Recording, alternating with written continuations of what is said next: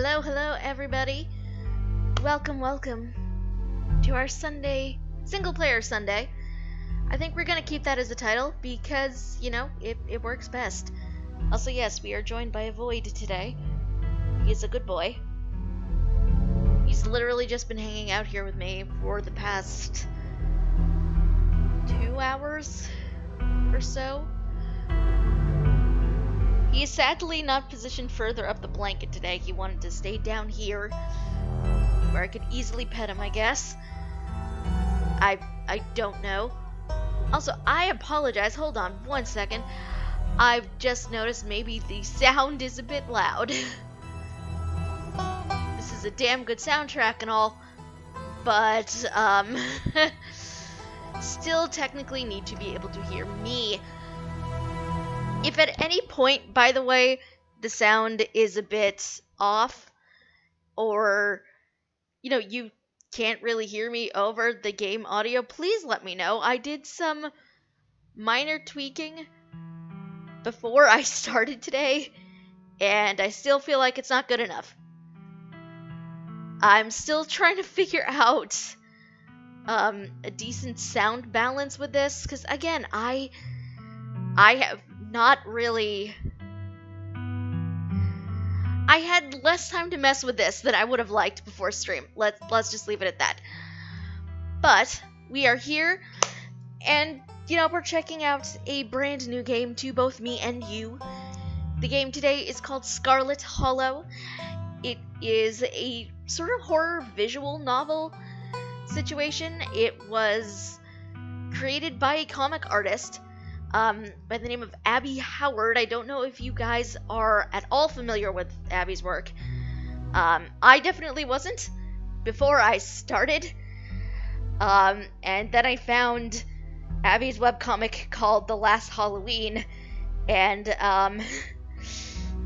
damn, I'm in love with the concept of it. And I don't know, again, I don't know if you guys have heard of it, but it's spooky, but in a good sort of way, if that makes any sense. It's basically the premise is that there's two worlds, one of which is human world, the other world is monster world, and the monsters have come through, and it's the world after that, and it's really good. I'd encourage you guys to go find it and read it if you can. I will warn you, though, that some of the visuals are a bit upsetting. I imagine that's probably what we're in for with this. In which case, I am very glad to have my Void here, because he is emotional support cat today. Sadly, I can't transfer the feeling of petting a fluffy cat through the internet, but if at any time you would like him to be petted for you, or at least on your behalf, please speak up and I will endeavor to do so for you. Because again, I don't really know what we're in for with this game at all. Literally the only things I know is... Hi, Pix!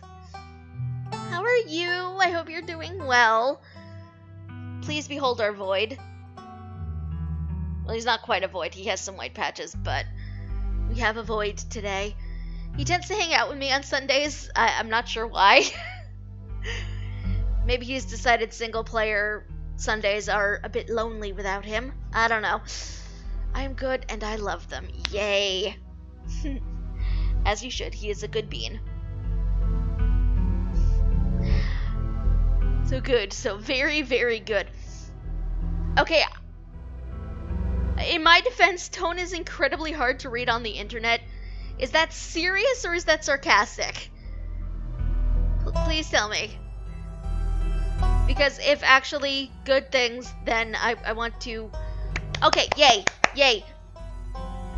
If you feel comfortable sharing, Pix, what has been so good in your life? Please do tell. Because seriously, I could use some good things happening to somebody today. Ah, yes. He is a good boy. Today he is sort of filling the role of emotional support cat. Because again, I don't know how spooky this game is going to get. Because I know next to nothing about it. Other than the fact it is like a horror visual novel situation. And that there has the potential for body horror and gore. Past that, I know nothing. I'm still very eager to check it out though, because there's representation. It's exciting. So I'm excited to go check it out. Mel is home and my Saturday roleplay group started a new game and our characters are wonderful and it's going to be a lot of fun. That's exciting. All of that is exciting. Speaking of Saturday role-playing, I have a group that meets bi-weekly on Saturdays, and during our session on Saturday, my character died. Well, died. We misinterpreted the rules for massive damage, so they're not actually dead. But for most of the day, I was convinced that my DM had murdered them. I'm sorry, Dana, if you're watching this, I love you. You are a good DM, I swear. I stepped down and got groceries, and that all went smooth, and today is our bi-weekly game. I am excited. Tell me about your character picks. I love hearing about people's RPG characters. Like, a lot.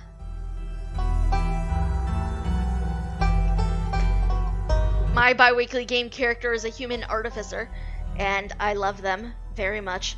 I'm currently running them using the old Unearthed Arcana iteration of the Artificer, though. Just because the official version's not that great. I don't really like what they did to some of the subclass changes. So, that's a whole thing. We're not getting into that, though, because I don't want this stream to turn into a rant in that regard. Pix is playing a bard, divine sorcerer, human, not wise, forever earnest, and doing his best. I look forward to hearing his adventures. And by the way, I need to make a separate channel in our Discord for that, but please feel free always to share fun adventures from your RPG travels in the Discord, because I love hearing about that sort of thing. I'm a huge RP nerd, so I love hearing other people's stories from their games. Like, that's my whole thing. I love being able to tell stories with friends. I love hearing about the stories they get to put together. And I just, please feel free to share, if at any point. And by the way, to anybody who may be lurking in chat, which by the way, hi, hello, I love you very much. If you'd like to become part of our Discord and you're not yet, let me get a link up here for you. Please feel free to come and join us. We do not bite, I promise. Well, no, most of us don't bite. Most of us. I can't say we all don't, because Antu lives in the server, and we all know how Antu can be. We do record our sessions if you ever want to watch, and even if you can't, when our DM posts the videos, she includes a write-up. Ooh, I may need to borrow a link from you, because I do want to check that out. I was just about to mention Antu. Antu, who has yet to join us, but may pop up at some point to regale us with a Doom bit alert, as he so often does. Or a honk, that works too. Hello, sir, how are you doing?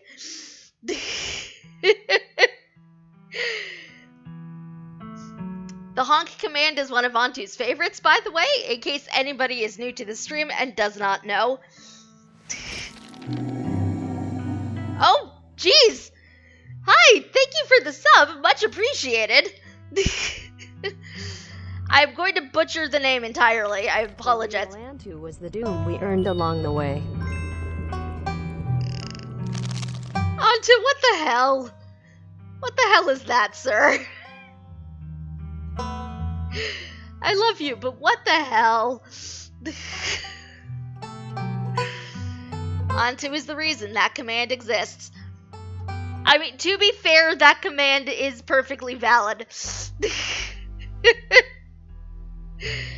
Yeah, sadly, bot text does not show up in the Twitch chat, but, thank you, sir. I need to get better about that. Yeah, the bot can be a tiny bit finicky. Oh my god. Antu's waifu. Chava, if that's you, I swear to god. If not, that's fine. If it's any comfort, Antu doesn't bite without consent. I mean, I would hope he doesn't, but you would know him better than I do. Also, in my defense, that is a new username for you, ma'am. Yes, welcome, guys. I'm excited to have you. Also, I hope the Doomling is not driving Antu and the waifu completely crazy. The Doomling I've heard tales of the Doomling. Sometimes the Doomling is incredibly concerning, but I guess, I really shouldn't be too surprised. She started using that name to play in the Talk from Superheroes Jackbox Games nights. Oh my god. Antu said to send bits when things get tense to help you relax. Oh my god.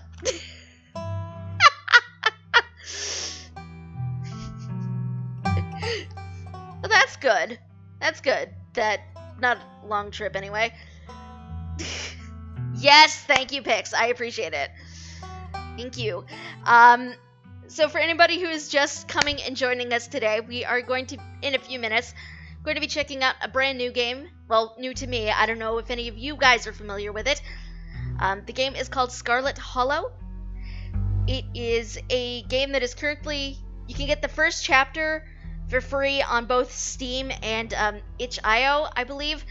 There's also a Kickstarter for this game. To just, help finance some of the remaining chapters of it. And if at any point you guys decide you like the game and, perhaps want to go and support it as well, we do have a link set up for the Scarlet Hollow. We do also have a Kickstarter command. If at any point you guys decide, hey, I'm going to throw some money at an indie game developer, it is. Near as I can tell, everything I have read indicates body horror and gore, but past that, I know nothing else. If there are any other potential triggers, the internet has not informed me of them. So if you need to skip out, I completely understand. I still love you. But mental health is paramount. I appreciate that you're here and you want to be here.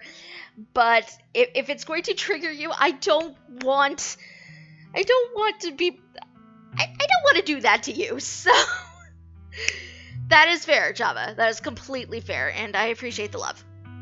Much love to you as well. But yes. Again, I don't know a whole lot about this game. There may be more triggers that I'm just completely unaware of. I just know what I have found on the internet. And they have been relatively mum on potential trigger information other than that. So I do apologize in advance if I accidentally, if in watching this, you do get triggered. I do apologize, but this is, all of the information I've been able to find on the internet is just body horror and gore.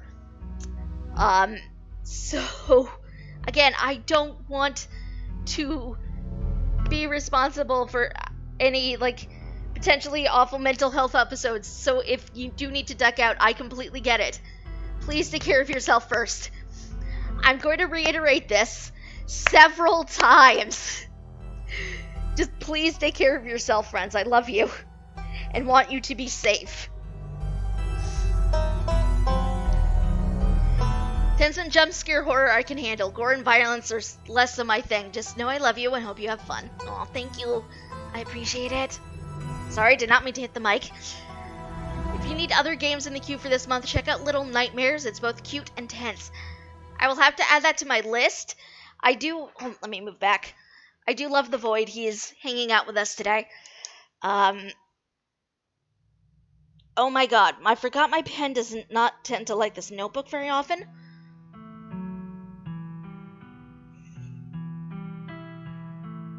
I think for the rest of this month, we're either going to be... I think for next Sunday, we're probably going to jump back to Sunless Sea for a bit. But I did want to make sure I got to this game before the Kickstarter wraps. Just in case. Like, they're already... I believe when I looked earlier today, they're fully funded. They're over their goal right now. That said, indie game developers can always utilize more money. Besides which, Kickstarter rewards involve things like getting a key to the game and all that other fun stuff. Plus, also the soundtrack, which, by the way, can we just talk about the soundtrack for a second? Because this is just like the title screen music. And like, I am here for this. This is good music. I am here for this. I don't know anything about who wrote it or anything, but it's very good. And if this is like the quality of just like the title screen music, I'm looking forward to hearing what the rest of the in-game soundtrack sounds like. Speaking of though, I apologize, I have to block the Void because of where my keyboard is currently situated. You can still sort of see him back there. He will, of course, get petted at varying points during the stream. Because sometimes you just need to pet a cat, you know? Sometimes you just need to pet a cat. I don't know, again, how bad this is going to get. Cat might get freaked out if I get freaked out and want to leave. In which case, that is perfectly acceptable. It will happen. However, you guys are going to be able to see the cat better than I can in the webcam back there. If at any point you see like a black void by the door, I'd really appreciate it if somebody could just let me know so I can free him. He's pretty content and asleep back there, but anyone know if they're going to bring back 7 Silences for Samhain and Secret World Legends? I don't know. I honestly have not been paying attention to a lot of Secret World Legends news. Because it kind of... I know they just went and retooled everything. But, part of me can't help but feel like they sort of abandoned the IP. And it makes me sad. Because the storyline was freaking amazing in Secret World, let's be fair. I feel like they didn't after the relaunch. It's been a few years since I played. Yeah, at the relaunch, they definitely did not have 7 Silences at Halloween. Which made me kind of sad, because that was definitely my favorite, one of my favorite Halloween quests in Secret World. Especially after the park came out, that was so good. It was really good. Oh god, speaking of the park, at some point I need to go back onto my YouTube channel and separate out the VODs for the park. In case anybody wants to rewatch me being freaked out by jump scares.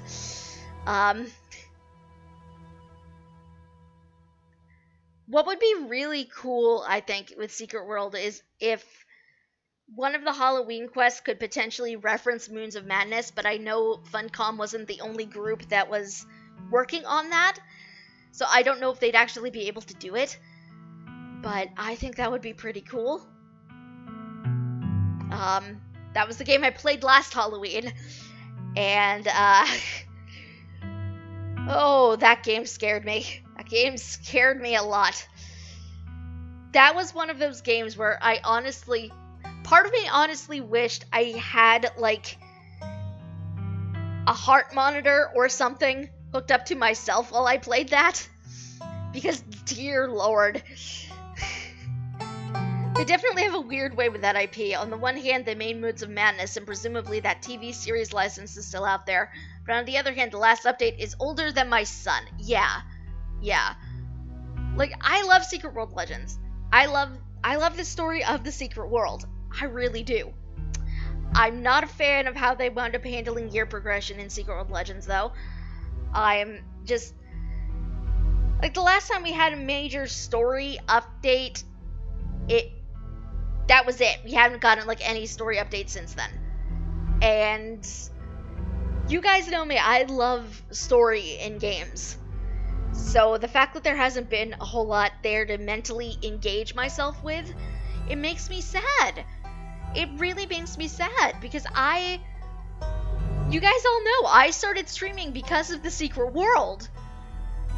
And the fact that there hasn't been, like, much stories or anything since then, I'm kind of disappointed, if I'm being perfectly honest. I'm disappointed and I am sad about it. I went off on a rant and I apologize. But, like, yeah, I feel they had slight ties with Moons of Madness. But past that, there's, like, been nothing. And I'm disappointed. I'm incredibly disappointed. But, you know, hopefully this game update won't be... This game I'm playing today won't be. I don't know. We haven't even checked it out yet, so... I think perhaps we shall flip over to the game and investigate. Because what else are we really going to do? First of all, can we just take a second? This is the artwork on the freaking loading screen. This is both amazing and, like, kind of creepy at the same time. Like, do you see this? This is just, like... This is the haunted house of, like, my nightmares right here. But that is not the only thing. That is not the only thing. You can't see it because my webcam is kind of blocking it. But I just want to talk about this. They have an entire menu for accessibility features. There is an entire menu on this game just for accessibility. So, like, you can adjust the font if you have, like, reading issues. There's text-to-speech options. There's, like, you can scale the text size and the spacing to help you, like, get better at this game. There are several, like, I found that there are some fonts for... Sorry, I'm trying to figure out how to phrase this.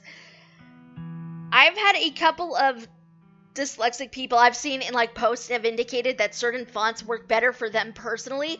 I believe Open Dyslexic up there is a font that is designed to help people who do have dyslexia. I'm not dyslexic myself, however, so I'm not as well versed in that as I could be. I heard Comic Sans is ironically really good for that, as have I.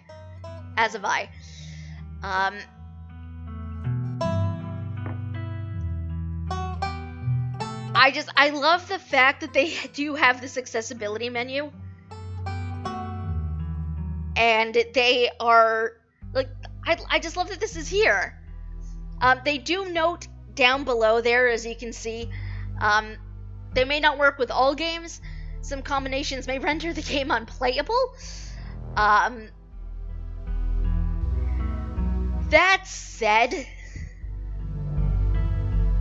I do love that this is here, and they want to make sure that different kinds of people will be able to play this game. And in that regard, it makes me kind of happy that when they were building this game, they were considering all of those options. Because I know for some game developers, that's not even a concern of theirs. So the fact that this is here, I'm here for. Again, I'm not dyslexic. I don't require text-to-speech options myself. But the fact that they're there, that just makes me really happy. I actually discovered this menu when I was looking at it earlier. I just was scrolling down and I just see accessibility. And I'm like, what is this? So I clicked on it and I'm happy. I'm happy. Also, can we just talk about the fact that my mouse cursor is like a skeletal hand? Can we just talk about that for a second? I don't know if you guys can actually see that. I don't know if the cursor is actually being picked up. But the cursor is a skeletal hand. They know what they're doing. They're definitely setting an atmosphere here. And I'm here for it. But let's start this up. Alright, so when you start up, you can obviously name your character. This name is not going to fit within this setting at all. I'm aware of that. However, this is the name I tend to stream as, so we are keeping Thynel as the character name. Because, we're just making it easy. You live in the city of... Oh dear. We can actually name a city.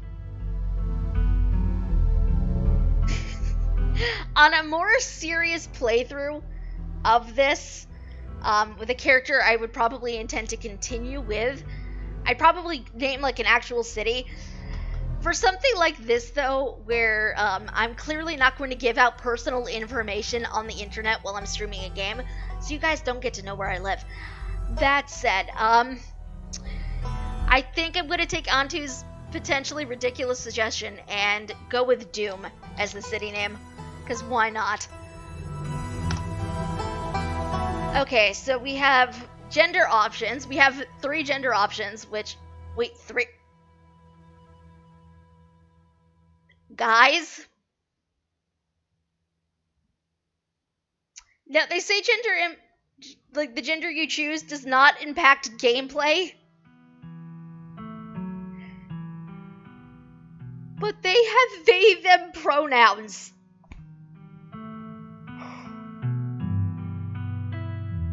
I know that's not necessarily a new thing with a lot of, more recent games or anything, but... As somebody who is, vaguely genderquery like that, I feel seen. And that makes me so happy that that is there.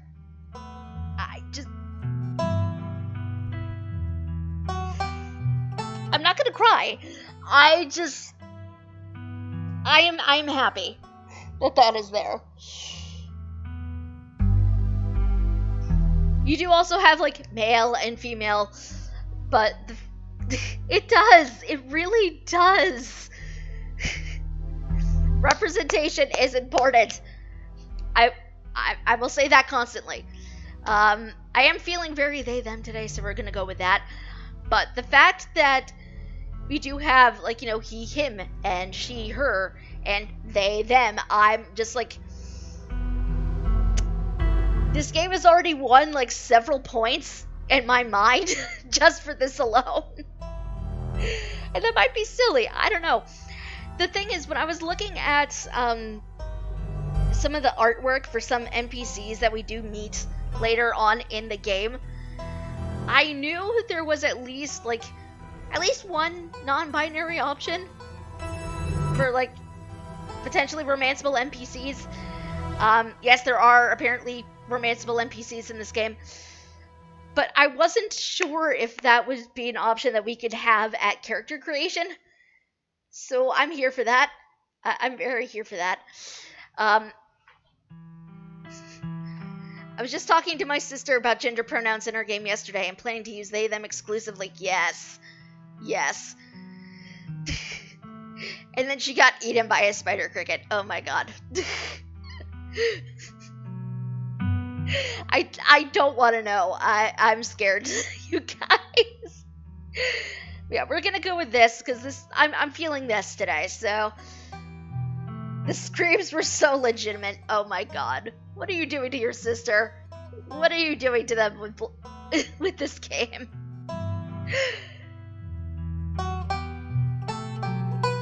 Okay, so we can apparently also select 2 traits, which I don't know how much these are actually going to impact gameplay, but this is a thing.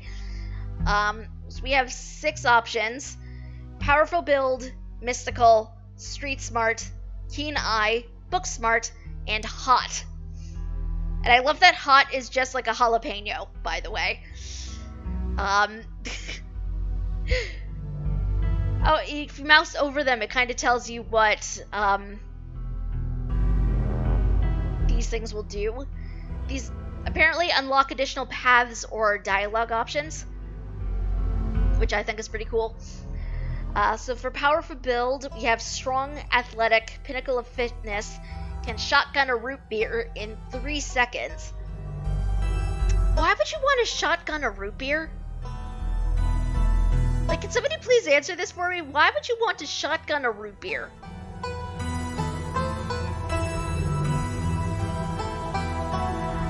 Root beer is not for shotgunning. You savor that shit. Root beer. Probably. Apparently she got buckled into his car and then discovered a spider cricket. Oh god. That is just terrifying, Antu. That is just terrifying. Mystical, strange and unusual. You see the threads of reality in a way others cannot. Street smart. Smells BS, also good at BS. No door can hold you. Keen eye, observant, picks up on vibes, understands others' perspectives. Book smart. You know lots of fun facts. Research is your favorite activity. Straight A student. And hot. Attractive, charming, people want to either be with you or be you. Gotta stay street smart in the John Mulaney voice. I'm actually terrible at doing the John Mulaney impression, so I would shame him if I tried.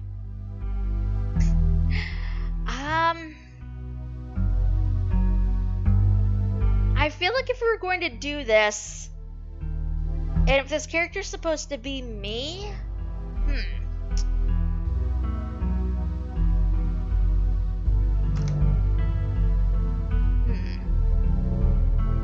I'd go mystical, but Antu would go hot. Well, you get 2 of them, so you can choose 2 traits. Apparently, one of the Kickstarter rewards is that there will be like additional traits that will be unlocked. So that I think is kind of fun. I think I'm gonna go with mystical because I kind of like that one, but also I have the feeling this, you see the threads of reality in a way others cannot, is going to come and bite me in the butt. But I'm gonna choose that one anyway.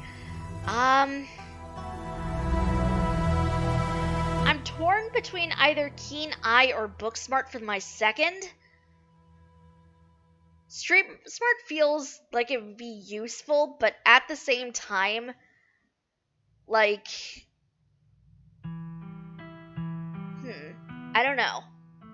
Do you go by what's useful or what you feel like this character would be? This is the problem. So if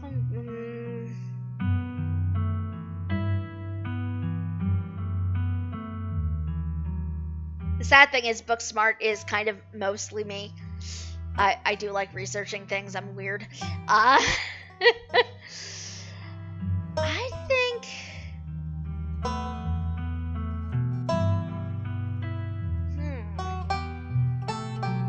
I keep looking back at this keen eye one more than the other ones, so I think we're gonna go with that for our second. And we'll see what happens.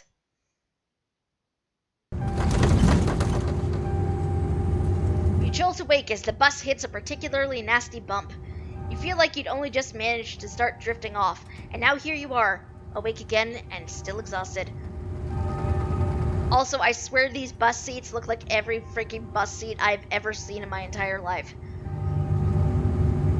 For a moment, you're hazy on the details of where exactly here is. confusing this bus with many others that came before it. But as your mind continues to reassert its existence in the waking world, the past few days come back into focus. Antu's a big fan of persuasion diplomacy characters. Rava in Skyrim is a bard illusionist last I played. She's terrible at melee damage but uses frenzy to clear whole dungeons. As you should, really.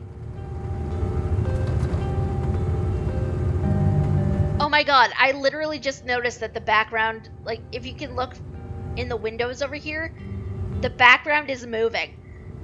I honestly thought for a second it was stationary, but it's moving.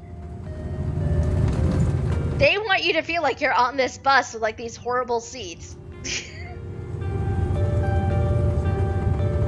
It's a really little detail, I will admit, with the moving in the windows there, but I kind of like it.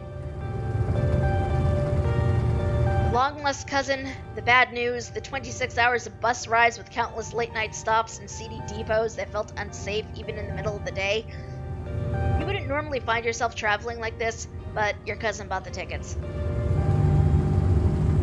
The funeral of her mother, your aunt, seemed like something you shouldn't ignore, even considering your own late mother's rocky relationship with this side of the family. Oof. The funny thing is, if I were going for real me, I'd go with Booksmart, obviously, but then probably hot. Not because I'm hot, but because it's the persuasion route. Without words, I'm just a nerd. Fair.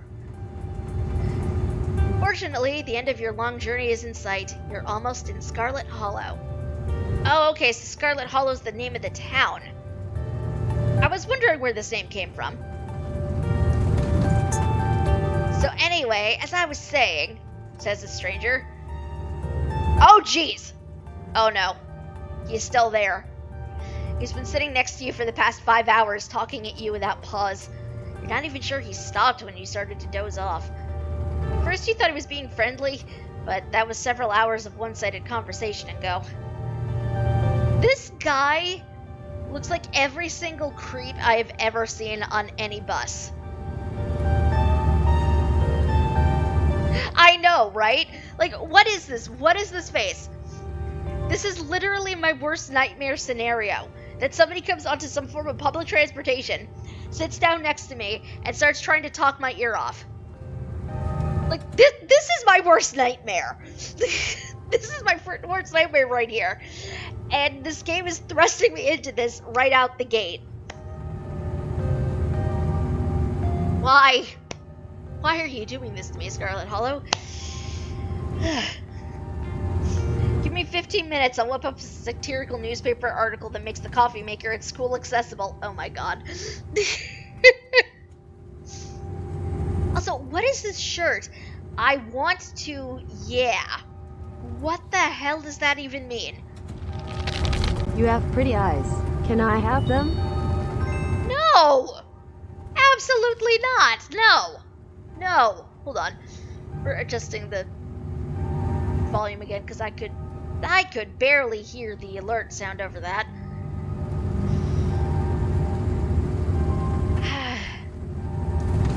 I was up in Maryland looking for work, but mostly messing around because I was a dumb teen.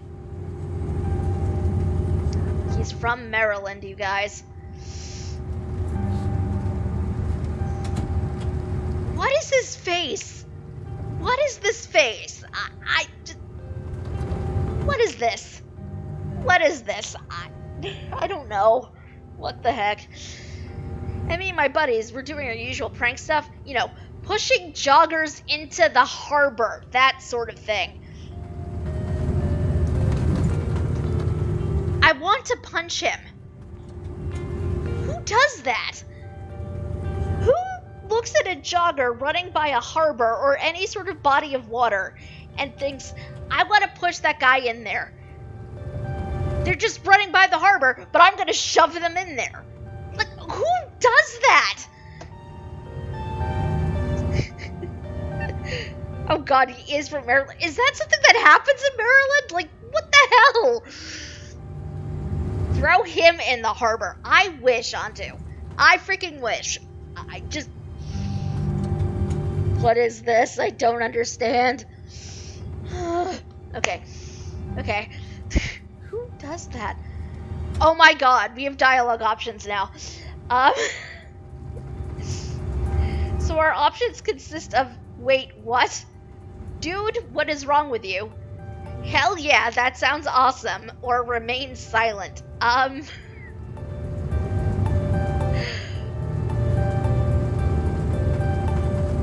leaning towards one of these first two.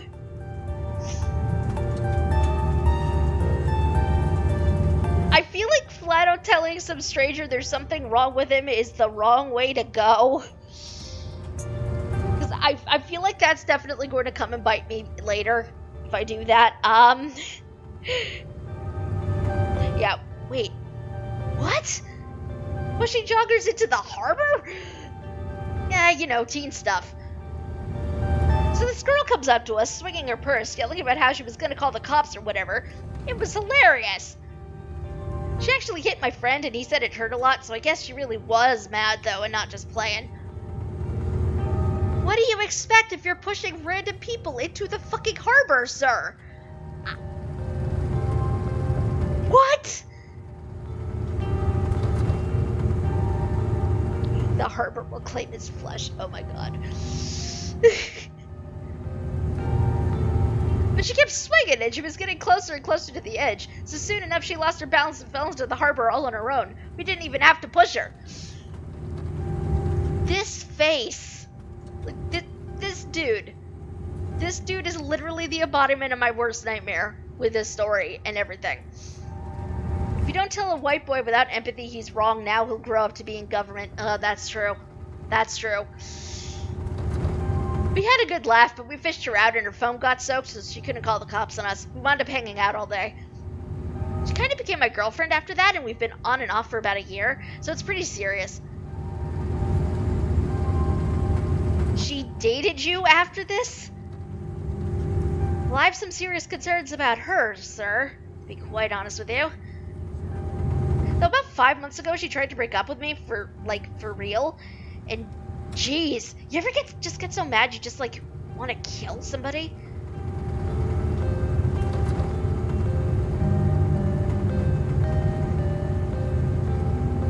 I mean, our options at this point are smile and pretend he didn't just say that. I never feel that way, no. Oh yeah, all the time. And what's wrong with you?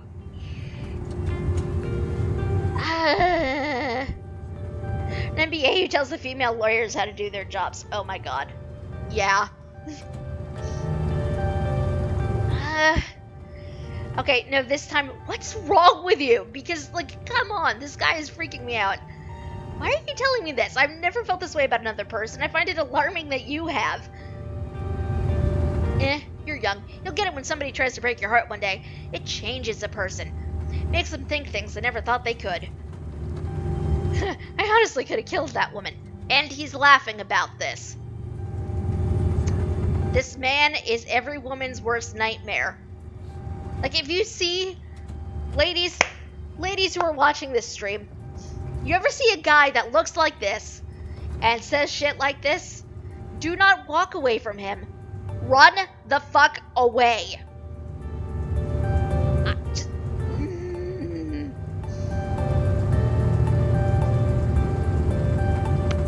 I don't like him. I do not like him. At all. Anyway, she's giving birth to our son right now. So I'm trying to get up to Virginia to be there for it.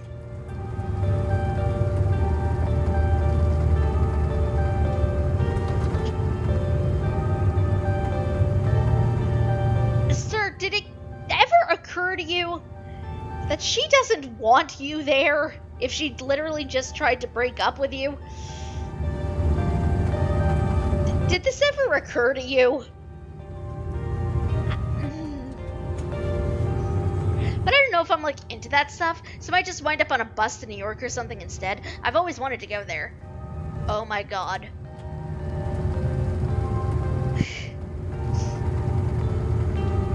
Oh my god. Our options are a keen eye feature already. Do you love her enough to make this work?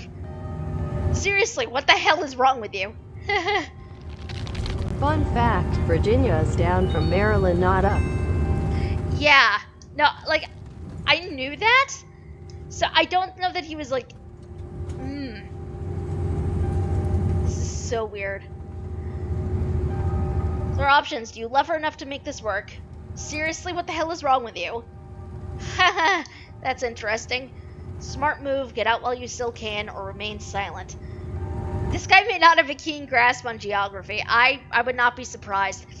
But we have this dialogue option, and I kind of want to know what happens if we click on a dialogue option that is one of our traits.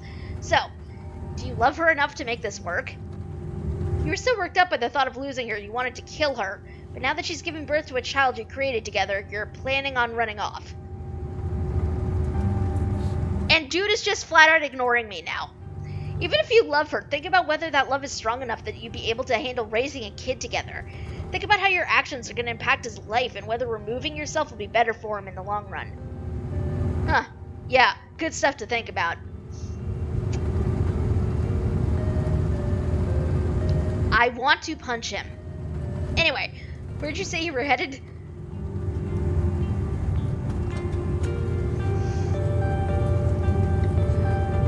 Mystical. I'm returning to my ancestral home. Oh my god. No empathy, no understanding of geography, can't take good advice. He's one of my 5th graders. I would not be surprised, honestly. I love this. Mystical. I'm returning to my ancestral home. We're not going to go with that one because that just sounds weird. I didn't. You can actually tell him, which does not sound like a good idea. Just a small town, you probably haven't heard of it. I didn't. No need to be nasty, I was just asking. Not like I'm gonna follow you off the bus or anything. Yeah, I don't know that, sir. So, if you aren't getting off of my stop, you must be heading to Scarlet Hollow, right? Or the Holler, as they call it in these parts. That's the only other stop until this bus turns around. I ride it pretty often, so I'd know. Almost nobody ever goes up that way. Though, come to think of it, I had a couple of buddies who went up there to work in the mine. There's a coal mine up in the holler, you see. There's always a job listing or two on the boards around here.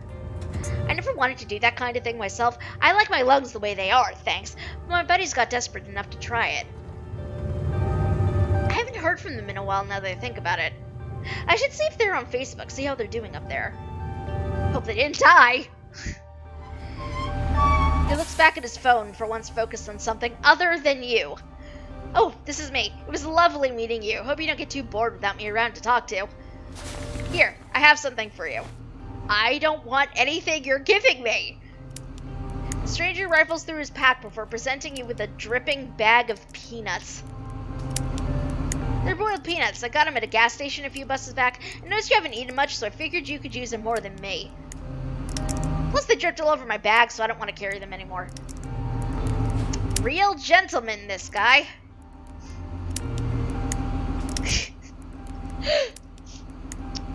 Our options are nice. I loved boiled peanuts. Take the peanuts. No thanks. Screw you and screw your peanuts. Or eat the peanuts.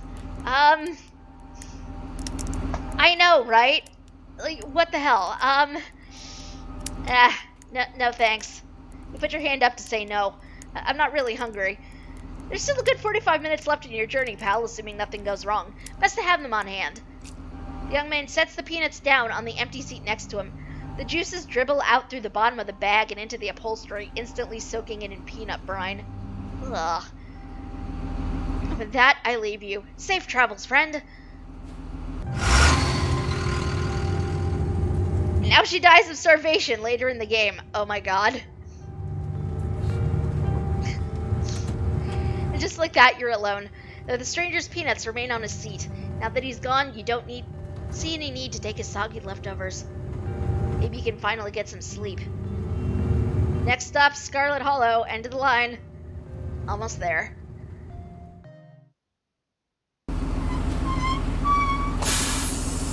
The bus finally comes to a stop, its brakes squealing as it deposits you in front of the Scarlet Hollow bus station. Well, the sign reads bus station, but calling it that feels disingenuous. At best, it's a kiosk. Though for a small town like this, you're amazed there's so much as a road, let alone a bus that drives on it every week. The driver quickly shuts the doors behind you and starts the engine, kicking up dust clouds as the bus pulls away, eager to leave you and this place behind. Hey, Lionel. You instantly recognize the worn young woman from the few public photos on her Facebook page. She's your cousin, Tabitha, and she looks annoyed to be here. Oh my god. Our dialogue options are, it looks like somebody needs a hug. I don't think I know her well enough for that. Hey, Tabitha, or give her your condolences. Let's go with that one. I'm so sorry for your loss, Tabitha. Yeah, great, thank you. Let's get back to the estate. I don't want to spend any more time down here than I have to. Your cousin turns around and motions to an old BMW parked near the bus kiosk. You follow her, clambering into the dusty relic. You actively use Facebook. A serial killer confirmed. I mean, sometimes it's useful. Okay, I'm not blocking too much of the art there. It doesn't take much driving before the only signs of civilization are the car you're in and the road you're on. Tabitha maintains an icy silence as she focuses on the road. Tip: dialogue options labeled Explore can usually be taken without advancing the story. They can impact relationships and unlock additional story paths, so choose carefully. Okay. So we have, how are you holding up? I guess we're both members of the Dead Moms Club now, huh? That seems terrible. So, the funeral, or have we ever actually met? So, how are you holding up? Fine.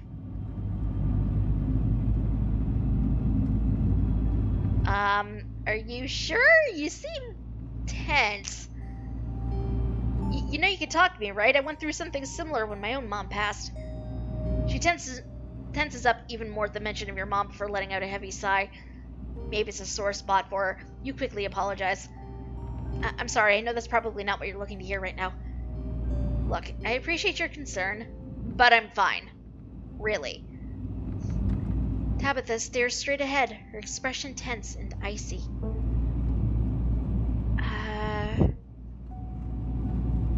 Have we... So, the funeral... It's on Sunday, right? Yep, like I told you.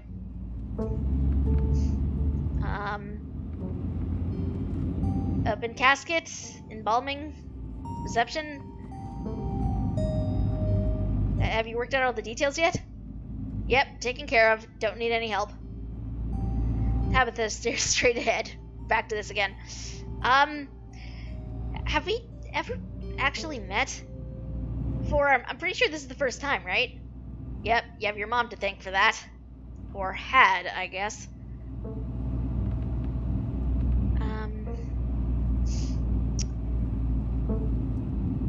Oh, this is a terrible...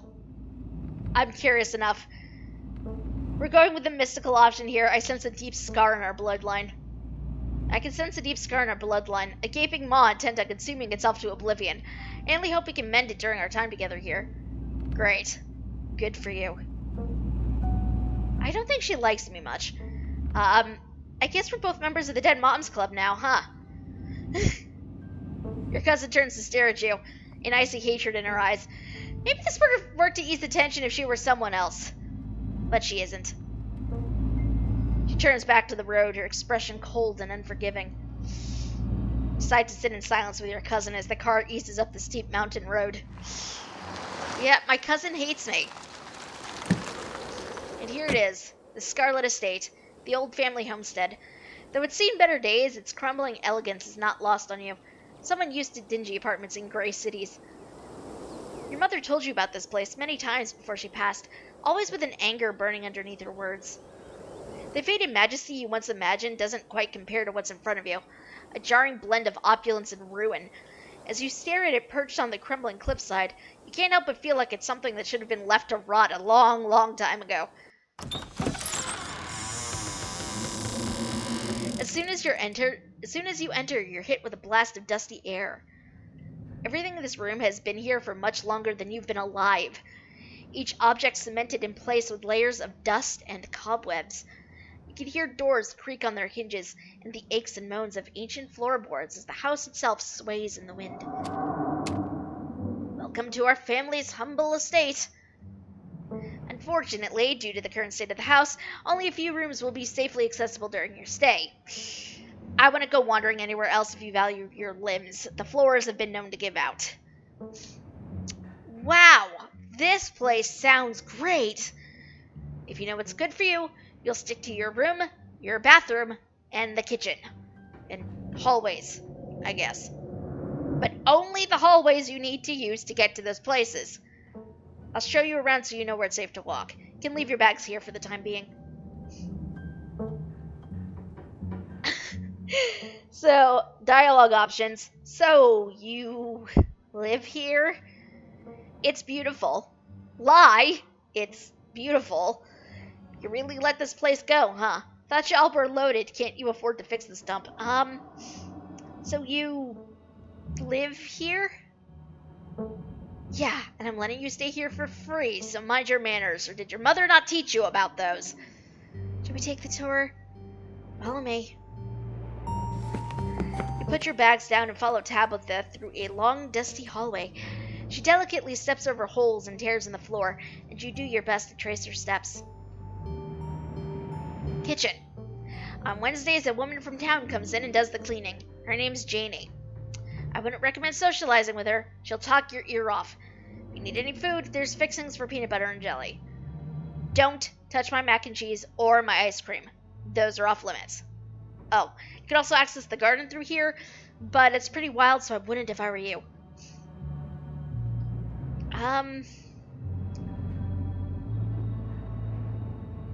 So we have, I can feel nature reclaiming this place.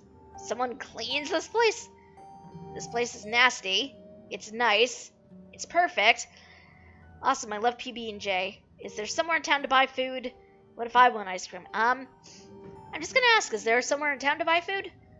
I might want to eat something other than PB&J this week. Is there somewhere in town we can get groceries? Well, aren't you fancy? Yeah, there's a general store. There's also a diner. I usually order my food in bulk online, though, so I wouldn't be going with you. It's gonna be great when you socialize and your ear literally comes off. Oh my god. General store, how folksy. But I'm your guest. Oh, I didn't actually buzz for groceries this week. Sweet, thanks. General store, how very folksy. Is it? It's a store that fulfills your general shopping needs. General store just describes what it is. I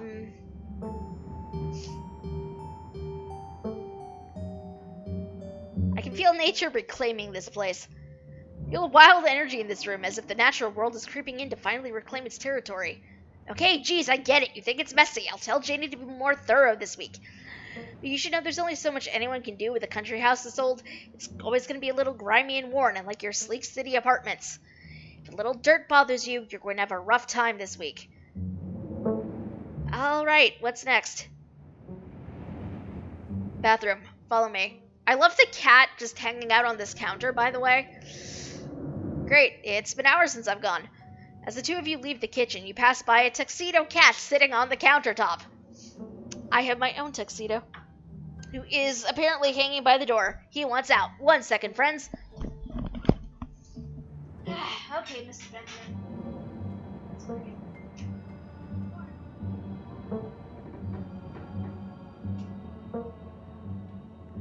I thought you wanted out.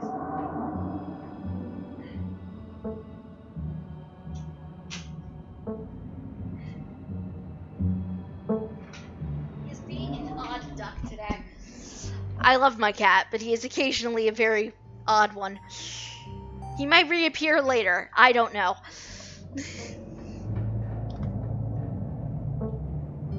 Is that your cat? What's its name?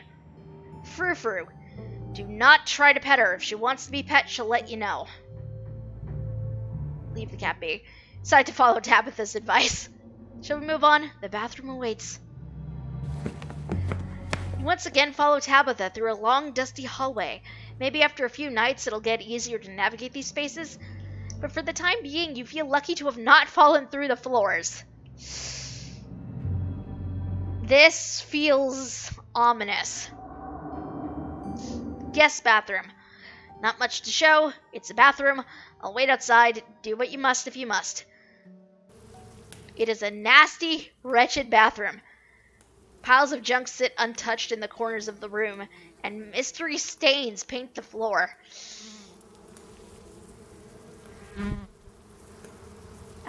Who exactly uses this? Guests? Wait, are you sure this toilet works? Yes, why wouldn't it? The water bills get paid, therefore the toilet works. Now do your business so we can move on. I'm gonna remain silent here. Oh, gross. You lift the toilet seat. Bugs skitter from the bowl. You could actually use the facilities. Might as well. Toilet is a toilet. Sure, it could be cleaner, but your business needs doing, and this is as good place as any. You do what you must and rejoin your cousin out in the hall. Next up, guest bedroom. Last up on the tour. Follow me. You and Tabitha briefly return to the foyer before climbing the stairs and reaching the guest room. The room smells old.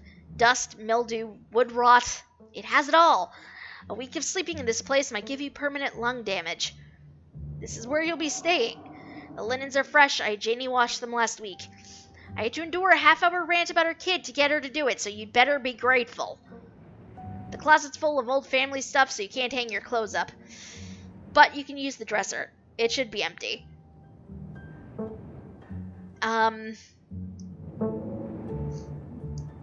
So our options here are people have died here, haven't they? That's sort of obvious. We're not going to ask that. What's with all the boxes? This room is amazing. What a dump. It seems a little dusty. What's with all the boxes? Old family stuff. Let's offer to help remove them. Do you need help moving them? Tabitha eyes you up and down for a moment. No.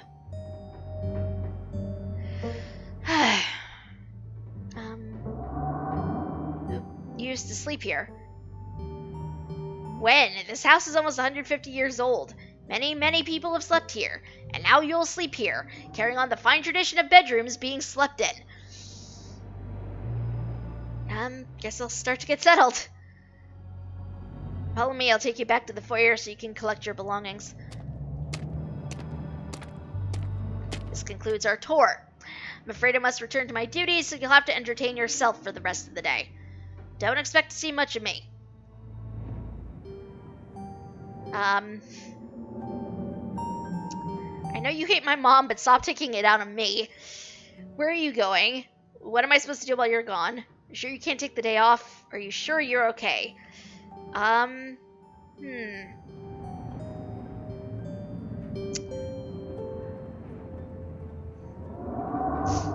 you sure you're okay? You seem kind of upset. I'm fine, I just need to get back to work. Where are you going? To work. Somebody has to pay the bills around here. What kind of work do you do? I run the coal mine, same as every Scarlet who came before me. Except for you and your mom. It requires a lot of time and concentration, so I'd appreciate it if you didn't keep me for long.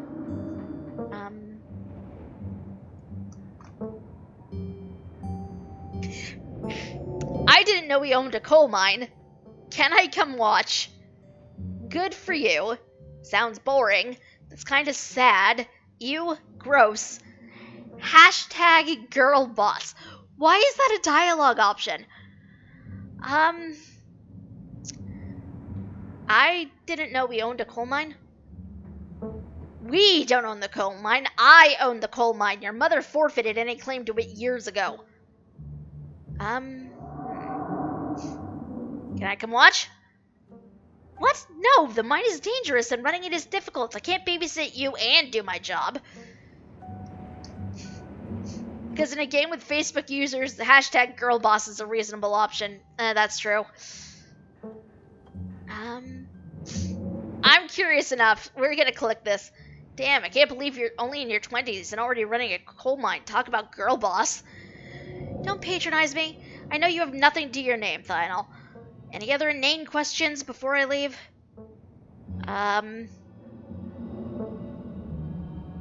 What am I supposed to do while you're gone? There's a very demanding job I should be getting back to right now that doesn't include figuring out activities for you to occupy your time with. I'm not your babysitter. Why don't you, I don't know, go walk around in town or something until you get tired? There are historical buildings to look at. I'm sure you'll have a great time. Okay, I won't keep you, but we should hang out when you get back. We'll see. There's a lot that needs to get done this week. Cousin leaves through the front door. And now it's just you. You and this sprawling, decrepit estate. In her defense, she just lost her mother, and also there's apparently some bad blood between her mom and my mom in this game, and I still don't know the details of that. So I can understand why she's a little about me. Our options at this point are PB&J sounds great right now. Settle into your room. Go straight to the forbidden wings of the estate. Or go into town. Let's start settling in. Now that your cousin's gone, the aches and pains of your journey sink into your bones. You stumble back up to the stairs to your room, suitcase in tow, eager to unwind before you face the rest of the day. More exercise you get, the more calories you burn, the longer you can avoid the toilet. That is true. She's behaving very realistically, but she's a bitch. Yes. Yes. Stand at the entrance to your room.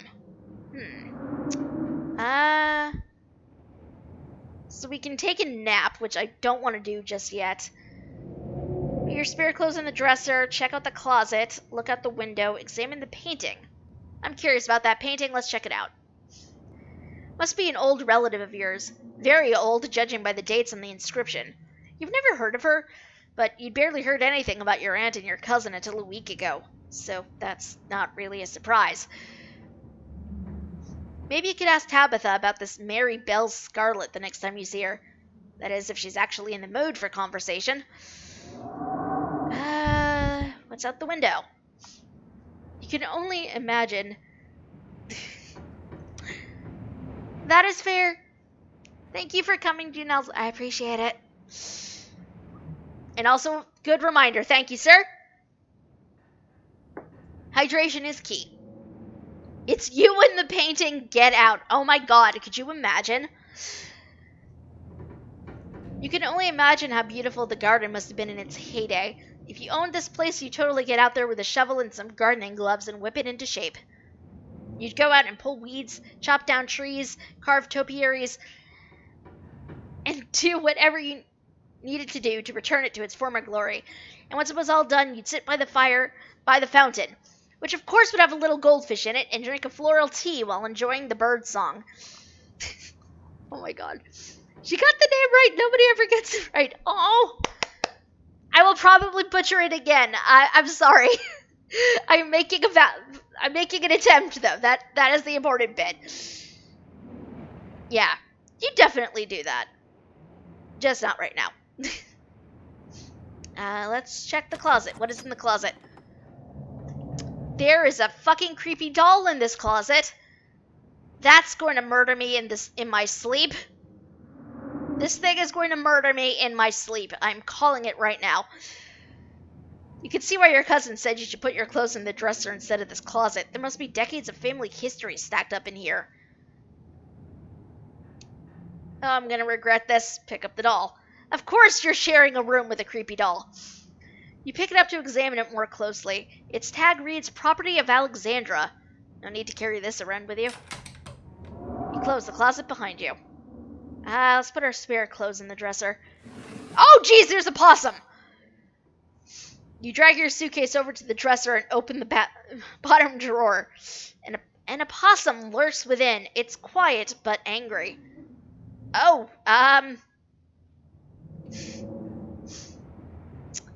Oh, pardon me. Close the drawer, grab the possum, gently smack the possum, put clothes on top of possum. We're just gonna close the drawer. No, we need to deal with this possum.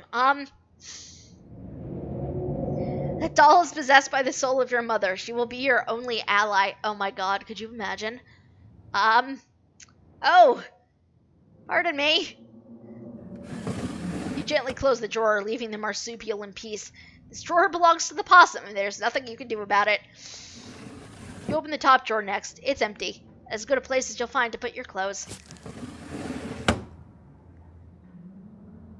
Based on the state of this house, you wonder if you'd have been better off keeping your clothes in your nice clean bag, but there's no going back now. That's enough. Let's make yourself a sandwich, because why not? You haven't had anything to eat all day. The only things louder than your stomach right now are the creaks and moans of this ancient place. A PB&J sounds exactly like what you need to take on the rest of the day. You head to the kitchen. You're back in the kitchen, ready to craft a beautiful peanut butter and jelly sandwich. It's a daunting task given the state of the place, but the aggressive growls of your stomach outweigh your fear of food poisoning. To get started, you'll probably need to find some peanut butter, jellies, bread plates, and a knife. Approach Frufur. We are not touching that cat, as cute as it is. Let's search the cabinets. This cabinet must be where Tabitha keeps the dishware and, oddly enough, the utensils. Let's grab a plate and a butter knife. All you need now is some actual food.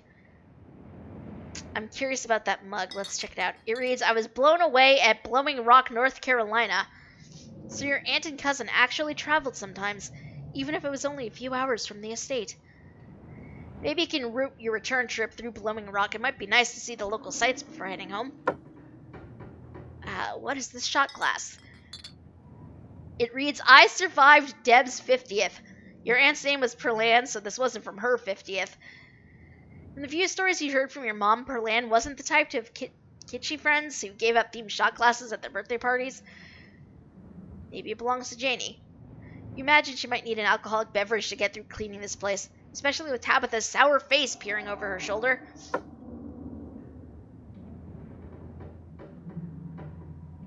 There is a note on that bowl. I want to read it. You reach for the bowl, but as you pull it down, a blend of vinegar and dead moth splashes onto you, immediately staining your shirt. On the back of the bowl is a note that reads, Moth trap, do not touch. Whoops. Your shirt's now unpleasantly wet. You'll probably change into something clean before you leave the house.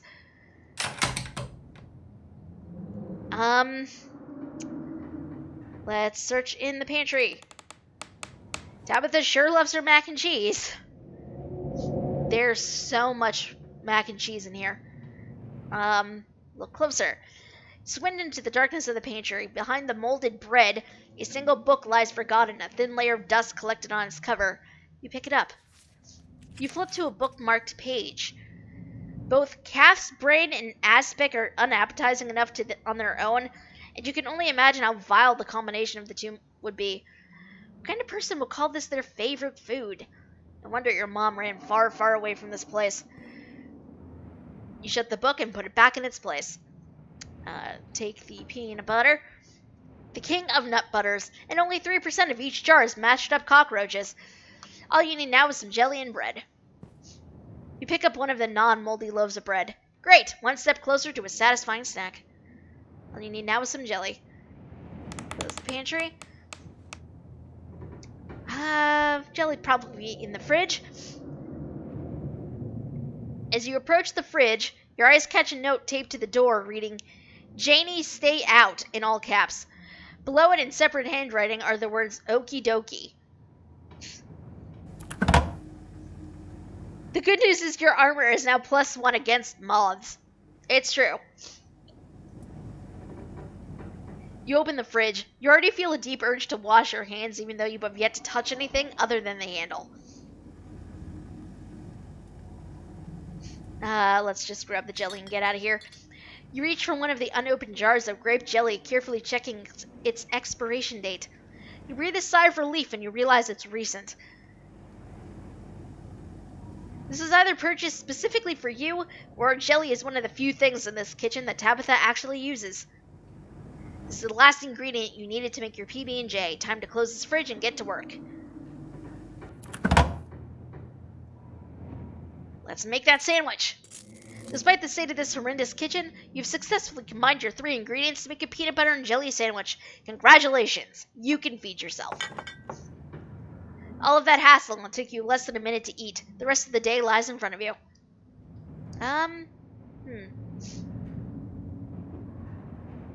What happens if I approach the cat? The cat hisses as you draw near, but remains firmly in place. This is clearly Frou-Frou's spot on the counter. You back away from Frou-Frou, trying not to make any sudden movements. Let's check out the garden. Oh my god!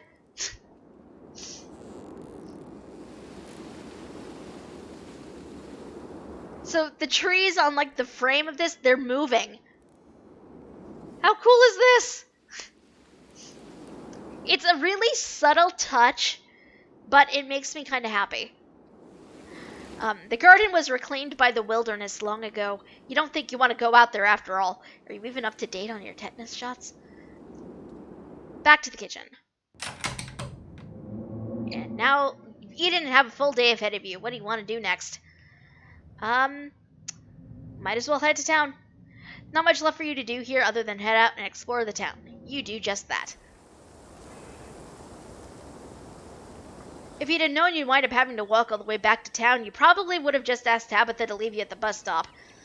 Especially with how unhappy she seemed to see you. If only you could wipe the slate between the two of you clean and bury some of the tension. Though maybe her mother's funeral isn't the best time for something like that. Then again, maybe it's the perfect time. It's really pretty out here. Finally, you made it back to town. The holler, as that guy in the bus called it, has probably seen better days. It still has the feeling of an idyllic country town, but its sidewalks are cracked and many of the storefronts are boarded up, their windows dusty with age. A chill breeze sweeps down the lane and you shudder, suddenly feeling as if you're peering into a grave. Oh, pup! Gretchen, come back! Stop bothering strangers! Sorry about that. Gretchen can be very slippery when she wants to be. She loves to get loose and cause havoc. You've pet the dog. A pug. She's so cute.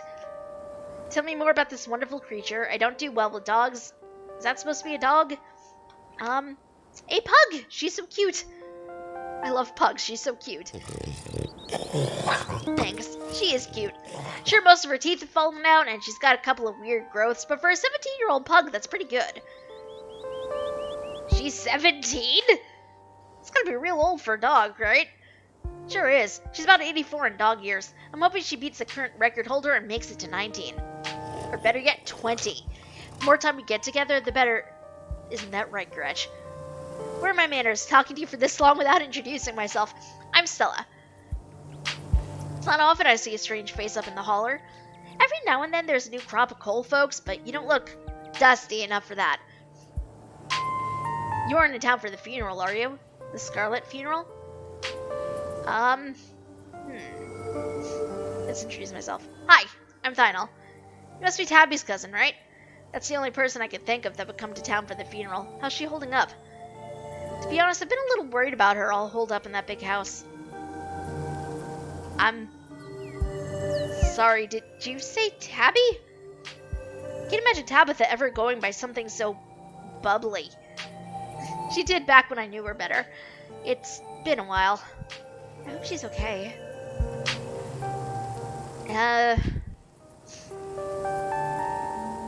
She's struggling a bit. I don't think she's doing too well. She's been icy, but it feels like she's putting it on as a front. She's always been a little rough around the edges, to be honest. It's always been hard to tell if that's just the way she is, or if she's just been putting on an act her whole life. It's too old for a dog, but I think it's ancient for a pug. It might be. To think she's been up in that old mansion all by herself. Probably be good for her now that you're staying there, even if she doesn't think so herself. Thanks for letting me know, by the way. How long have you known her? Oh, quite a long time. The town's really small, so everyone's known everybody else as far back as they can remember. I just noticed Stella is wearing a Mothman shirt. I'm amused by this. I don't know why. Tabby and I got a little close when we were both in the school's production of A Midsummer Night's Dream. I was Puck, she was Mustard Seed. As you might have expected, she was more than a little prickly, but I managed to soften her up a bit in the end. But then she graduated, and that was that. Oh, if you just got to town, you must be starving. I was just on my way to the diner for coffee. They've got amazing biscuits. My treat. The pleasant aroma of greasy breakfast food hangs heavy in the air. In contrast with the empty, lifeless atmosphere of the family estate, the diner is filled with the comforting din of human life. All of which grinds to a sudden halt as the patron realizes that a stranger has entered the establishment. Our options are just, hi, I'm Thydal. What are you looking at? Quietly slide into the nearest booth or remain silent. I'm just gonna quietly slide into the nearest booth. You slide into the nearest booth, pretending you didn't notice everyone in the diner gawking at you like they'd just seen Bigfoot. No need to be shy. They don't meet many strangers. It's kind of a big deal when someone new wanders into town. Especially since, well, they probably all know what you're here for, and by extension, who you're related to. Even if you don't know anybody, it's not easy keeping secrets in a town this size. As you settle into the booth, you can't help but pick up some of the murmurs of conversation around you. Stella pets Gretchen while you take a quick look around the diner. At the counter, two policemen and a woman you assume to be the owner shoot sidelong glances in your direction while whispering to each other. That must be Vivian's kid. Never thought we'd actually meet them. Looks so much like her. Oh yeah, those eyes are unmistakable, that haunted look. I always thought it'd go away once she finally got out of this town, but I guess unhappiness was baked into her DNA. Mm-hmm. A young mother and her syrup-stained child sit at the table across from you. Mommy? Who's that? Don't stare, Tulip. That must be Miss Tabitha's cousin. Oh, so that's why they look so sad. I would look sad too if I had to have Miss Tabitha as a cousin. Do you think Tabitha's cousin is mean too? I don't know. I'll find out next time I go to visit Miss Tabitha. Are you going to finish your pancakes? They're almost cold, Sweet Pea, and we've got to get home to help Daddy. In a far back corner, a man sits alone at a small table, sipping coffee and reading a paper. Why are the strangers who wander into town never gorgeous blonde ladies of an appropriate age? Why is it always coal boys, punks, and whippersnappers? Wow. Whipsternappers, I guess. What the hell?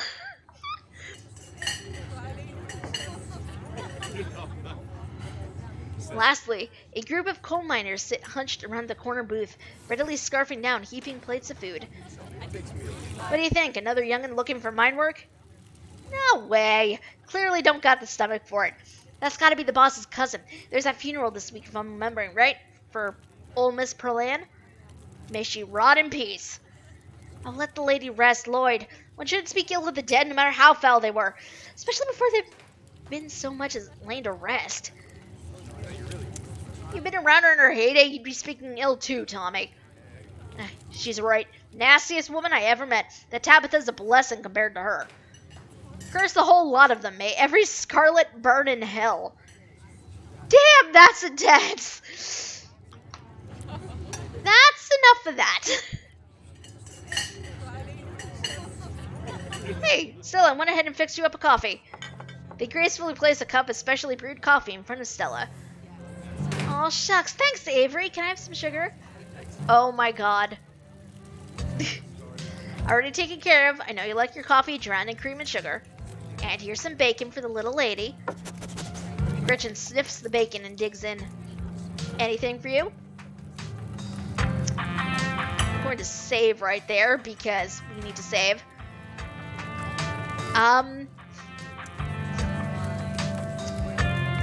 You know what? Let's order a coffee. How much is the coffee? If the game lets me click it. Or did my mouse suddenly die? The game may have frozen temporarily. I hope that is not the case. Soylent bacon. Oh my god. Onto why. I think I accidentally broke the game. Or it is frozen or something. This is not promising. I don't know if you guys can see this. I have like a little loading circle. There we go. There we go. How much is the coffee? $1, but that gets you unlimited refills. Sweet deal. I'll have a cup. No problem. Avery pours the fragrant brew into the empty mug in front of you. They linger after pouring your coffee, turning to you nervously. You killed the game. You monster.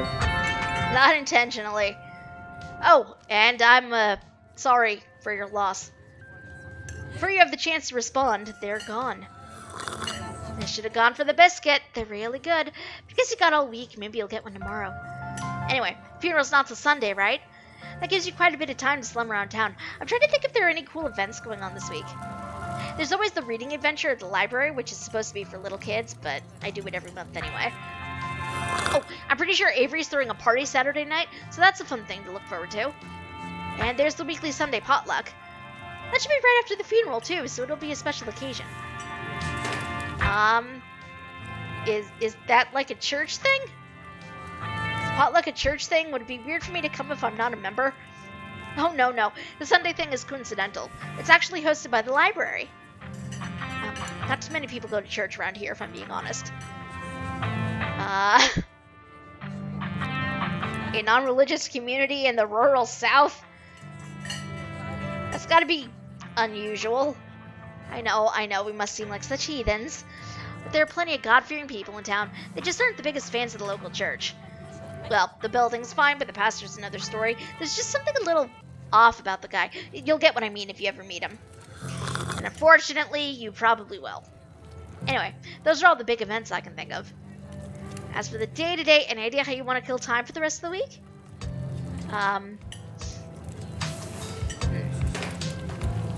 Do you have something in mind? What's it to you? No clue. I'm sure I'll be able to occupy myself. I'll probably just do what I can to support Tabitha through this. Do you have something in mind? Please tell me this is a loaded question and you've got something in mind. Was I being that obvious? My job means I spend a lot of time in the woods with the camera. It's always better when someone else is there too. Before Stella can finish, Avery returns, a biscuit in tow. Hey, we didn't want to give you a biscuit. On the house. She sends her condolences. You didn't have to do that. You didn't have to do that. It looks great. Pastor keeps going on about some Illuminati nonsense. Have you ever heard anything so absurd? Oh my god. I would not be surprised. No worries. Hope you enjoy it. You pick up the biscuit. It's delicate and fluffy. It nearly crumbles at your touch. Buttery warmth emanates from its surface. You don't even need to taste it to know that it is good. Divinity given buttery form. You take a bite. It melts in your mouth, as if it was nothing but butter suspended in a thin matrix of dough. Truly, this is a perfect biscuit. Whoa. This is really good biscuit. So glad you like it. Avery lingers at the table for a minute. So, has Stella mentioned she's famous? Avery, I'm not famous. Look, if you're not going to go around tooting your own horn, you know I'm going to do it for you. Stella sighs. I'm a YouTuber. Okay. Wait, what? What kind of videos do you do? Wow, that's rad. Oh, okay. How does that make you money? I'm not going to ask that. Ugh, you and everyone else. Also not that. What kind of videos do you do? She hunts cryptids. Oh, that explains the Mothman shirt. You should really check out her channel, Lionel. It's amazing. Wait, how did you know my name? Oh, sorry. It's just that most people in town know about you. Sorry. I'm sure that must seem creepy. Well, guess the cat's out of the bag. Holler's a small place. Everybody knows everybody, and that includes extended family. Oh, no. It's all good. That's a little unsettling. Oh no, who's been talking about me? Oh no, who's been talking about me? I never even met this side of the family. What would they even talk about?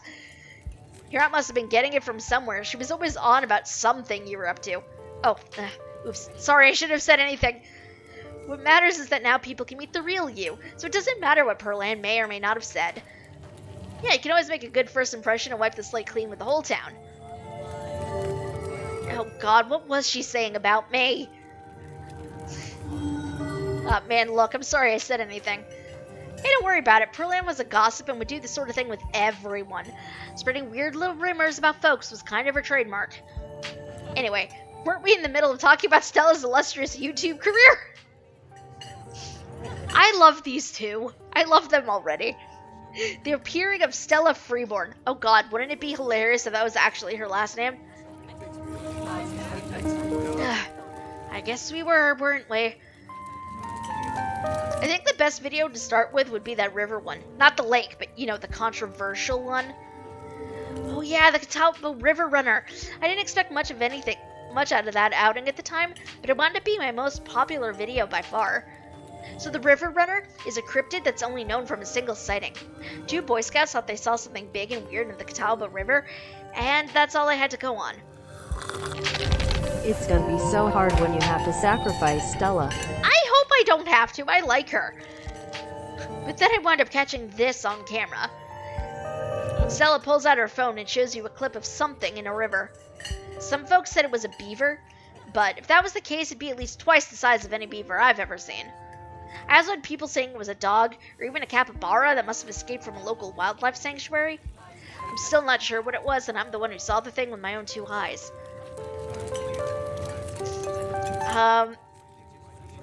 Oh, that looks like a mountain lion. It's an honest-to-God cryptid there. Oh yeah, totally a dog. Or, wait, a beaver? Hold on. Hi, Eris, how are you doing? I'm honestly not sure how to respond to this. And you know what? I also need more water. So, I think at this point, we are going to take a very brief break. I know, weird timing. But this is about the halfway point in our stream.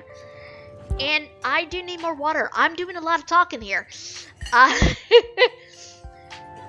The Doom Mother wants to know if it's a little weird playing a game close to home. I don't think it's that weird, to be honest. There's a lot going on. But it's okay. I'm okay with this. Yes. We're going to take a very brief break here while I figure out how exactly I'm going to respond to this cryptid in the water situation. But please feel free to get up and move around and such, and we shall reconvene in like 5 minutes or so. Because again, it is not good to sit in one place for 3 hours straight. It's not. So, please get up, move around a bit, my friends. We'll be back in 5 minutes.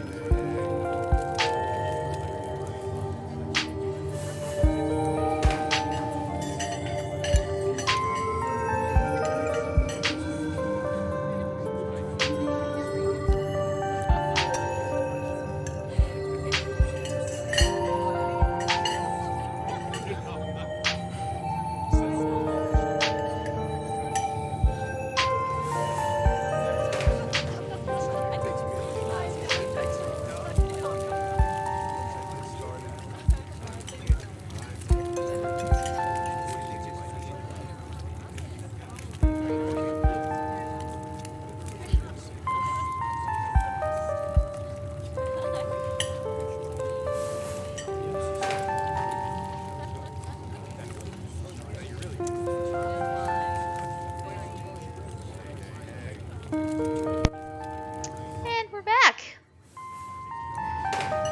Sorry about that, friends. I do not know what just happened. It's fine.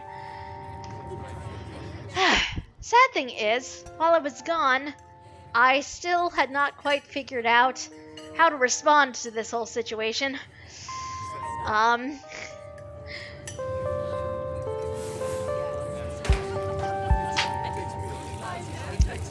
Thank you, Eris. Much appreciated. As we come back to this, I just want to remind you all that this is the first chapter of a horror visual novel.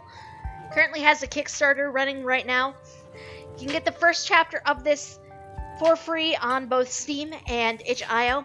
And if you want to help back the Kickstarter for this, have a link. They've already surpassed their goal, but still, check it out.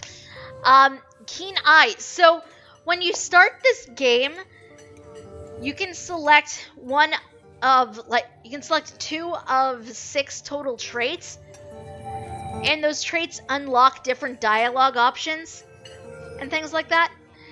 The 2 I chose on this run were Mystical and Keen Eye.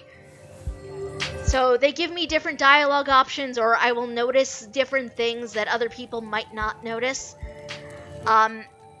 Before this entire conversation happened, I basically had a Keen Eye option that let me overhear conversation as everybody in this diner. It was pretty cool. Oh, as your choice. I feel kind of bad about that one, though, just because she's a cryptid hunter. I don't want to disillusion her about the thing that she saw. She seems like a nice person. I don't want to... I don't want to mess with her too much. She's like the first person who's been nice to me since I really came here. Like, my cousin's been terrible. Everybody in town, doesn't... I don't know. They've heard some shit about me from my aunt that recently passed away.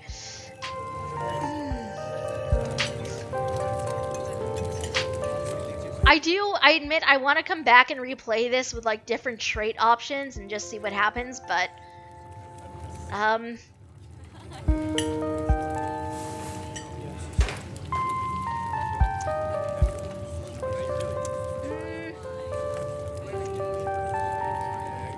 I feel bad though. I don't want to disillusion her, but I'm curious enough. Oh, that looks like a mountain lion. Despite the shaky camera footage, you can clearly make out the shape of the creature's head and its relative body proportions. You're pretty sure that's a mountain lion. I think that's a mountain lion. Can't you see its little kitty cat ears? No, way. It is absolutely not a mountain lion. There are no mountain lions this far east. I did a whole video on the Appalachian mountain lion myth and found Jack squat. There's no reason one would be swimming in the river like this. They're not fans of water. And the body's too long. No way. Personally, I'm a fan of the capybara theory. Sure, it's not like any local sanctuaries were missing one, but there's always people keeping exotic animals as pets. Kind of a sewer gator type situation. Exactly. Some exotic pet owners set it free, and now it will forever roam the Catawba, confusing Boy Scouts and YouTube commenters for years to come. So, speaking of things to do around town, I was actually planning on filming this week's video tonight. I was wondering if maybe you'd want to come along? It's a pretty easy one this week. We wouldn't even have to camp anywhere. It's gonna go after the... Wait, no spoilers! Oops, sorry, Avery. It's okay, she'll probably get back to it instead of standing around chatting with friends. See y'all around. Now that the coast is clear, I'm going after Skunk Ape. What's Skunk Ape? Like Bigfoot, but smellier.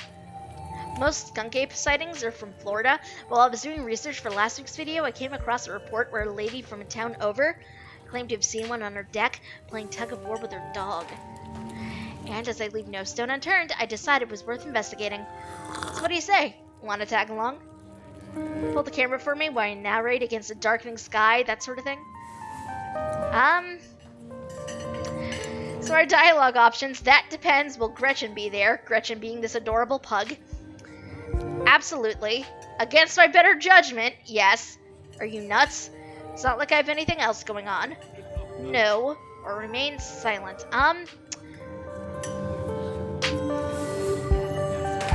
Why not? I honestly have nothing else to do. Spoiler alert, that's not really a Riss in the chat. Not anymore. Not the creature you once knew as a Riss. Apparently, my bot pronounces Eris's name as Eris, which I find hilarious.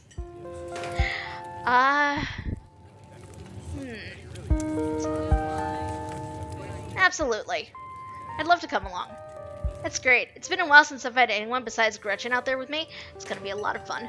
I actually started the channel with a couple of buddies of mine back in middle school, so it's kind of like a blast from the past. Me and Kanika and Reese running around in the woods, flipping over rocks and bothering salamanders. Our videos were terrible. But we had a lot of fun, and that's all that mattered to us. You know, that gets me thinking. I wonder if they'd be down to come along with us, get the old gang back together. Though I guess Kanika has to close out the general store tonight, so I'm pretty sure she's a no-go. Reese, I think there's a decent chance we could get him to come out of his hidey hole if he's up for it. You mind if I make a quick call? Stella pulls out her phone and dials it, waiting while it rings. Reese, dude, what's up? It feels like it's been forever. Aw, man, I'm sorry to hear that. Do you want me to come by, or... Okay, if you're really sure. But if you change your mind... Oh, I was just calling to ask if you wanted to come out to the woods tonight. I met somebody cool in town today. They're Tabitha's cousin? I know, yeah, just here for the week. Anyway, we're gonna go out looking for Skunk Ape. We could take the easier trails if that would help. Dang, man, that sounds awful. Hope you take it easy tonight. I'll swim by sometime this week and we can have a more low-key hang. How's that? Yeah, I'll bring them. Talk to you soon. Bye, bud. Looks like it's just you and me, pal. Did he ask you to bring me to his house? Why? He's excited to meet you, of course. I think you'll find most folks in town are. What's his deal? Yeah, he's not feeling well, that's all. He had a lot going on in the past gosh, 10 years or so, but I feel like it's gotten a lot worse recently. Can't remember the last time I saw him leave his house. Oh, well, it's not my place to talk about, really. Just got a little excited thinking about having him along again. He's hilarious, you'd love him. We should swing by his place sometime this week. That'd be nice.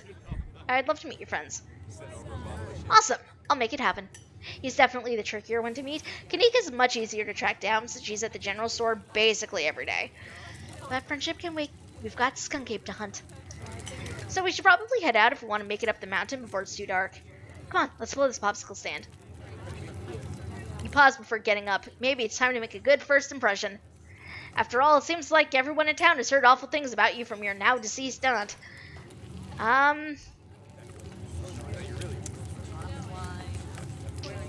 Let us leave a generous tip, let's leave a tip. Reach in your pocket and pull out a crumpled $5 bill. You know it's a bit more than one would expect to get from such a short dining experience, but you might as well share the wealth while you got it. You smooth out the bill before placing it on the table inconspicuously.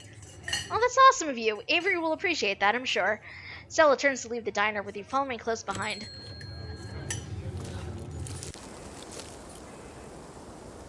It hadn't been very cold when you first arrived in town, but as the sun dips lower and closer to the horizon, a chill descends upon the hollow, and you see your situation with renewed clarity. This is gorgeous art right here. Like, this is freaking gorgeous art. I'm just saying. Like, look at this. I'm really into this art style.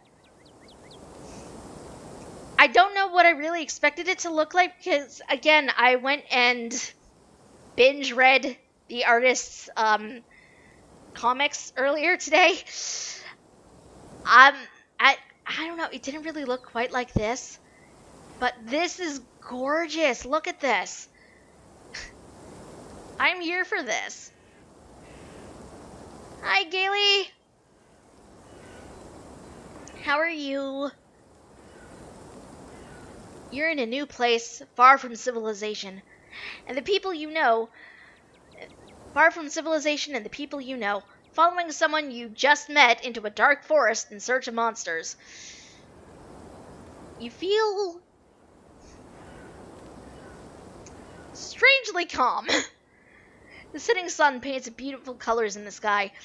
Fresh air fills your lungs, and pleasant songs of crickets trill around you as night descends. This is where you're supposed to be, with Stella by your side, a sweet smile on her face, and Gretchen plodding along in front without a care in the world.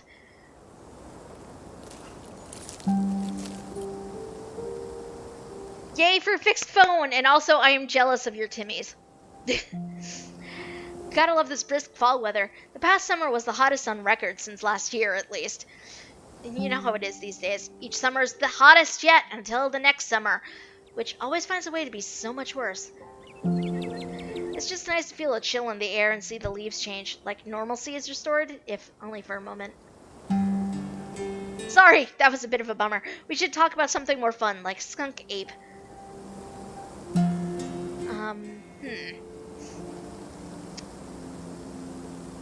The guy had to be like 40 kid on me in the Timmy's parking lot with his 8-year-old kid next to him. Oh my god. Nope. I am not, no. That is so not cool. Do you ever hunt things that aren't cryptids? Like ghosts and whatnot? You know, like ghosts, demons, werewolves, that sort of thing? Yeah, for sure. I used to go after all sorts of spooky stuff. Never had much luck, though, especially when it came to ghosts. Back when I first started doing solo videos, I'd go into all sorts of old abandoned buildings, hoping I'd stumble across some sort of activity. But nothing ever happened. It was always just me and my camera in an old house getting worked up over a gust of wind or a creaky floorboard. When all said and done, I've just been a lot luckier with cryptids. Oh my god. No, Gailey, no.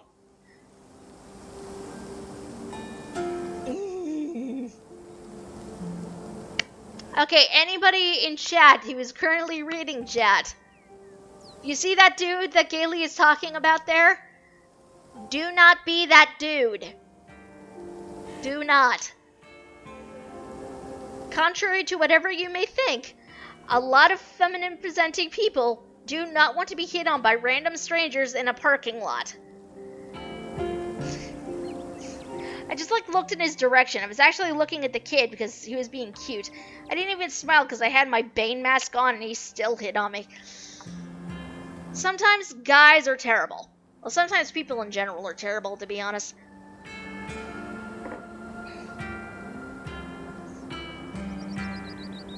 I want to believe in ghosts so bad, and I can't rule out the possibility that there are really true hauntings out there. But if there are, I sure as heck haven't seen any myself.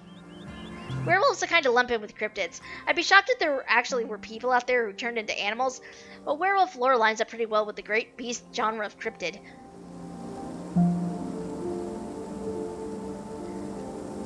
It was super creepy because I think it was because I paid attention to his kid, not even him. Oh my god. People like that, no. No.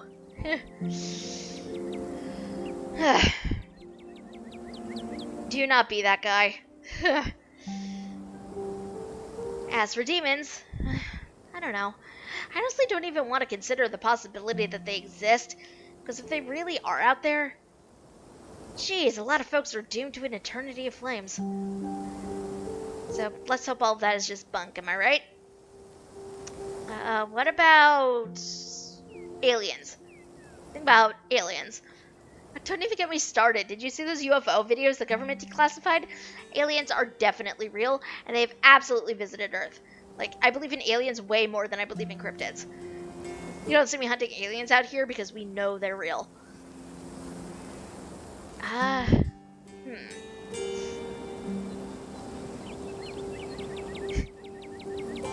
Thankfully, not a day-ruining encounter, just weird. Yeah, very weird.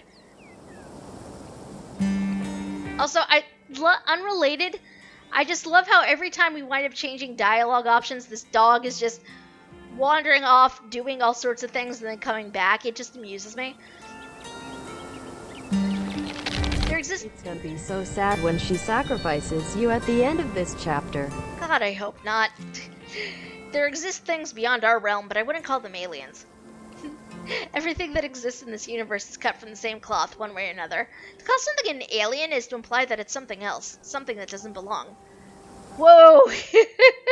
You've got to meet my friend Kanika's mom. You two would get along. I really want to know what that means. Are you expecting to find anything? What are the chances we actually run into a skunk ape in just one night of filming? That's fair. We are hunting a creature that stayed hidden from humans long enough to gain a mythic reputation. What are the odds of something like that popping out to star in my little YouTube channel? But, hey, the chances are never zero, right? What's the weirdest thing you've seen in these woods? Other than anything cryptid related, of course. Oh, gosh, that's a good one. Let me think. Well, there's always the deer I saw stealing baby birds out of a nest and eating them. That was pretty messed up. But I think most people know about that these days. I've seen tons of videos of other deer doing it, so I'm not sure if it counts as weird anymore.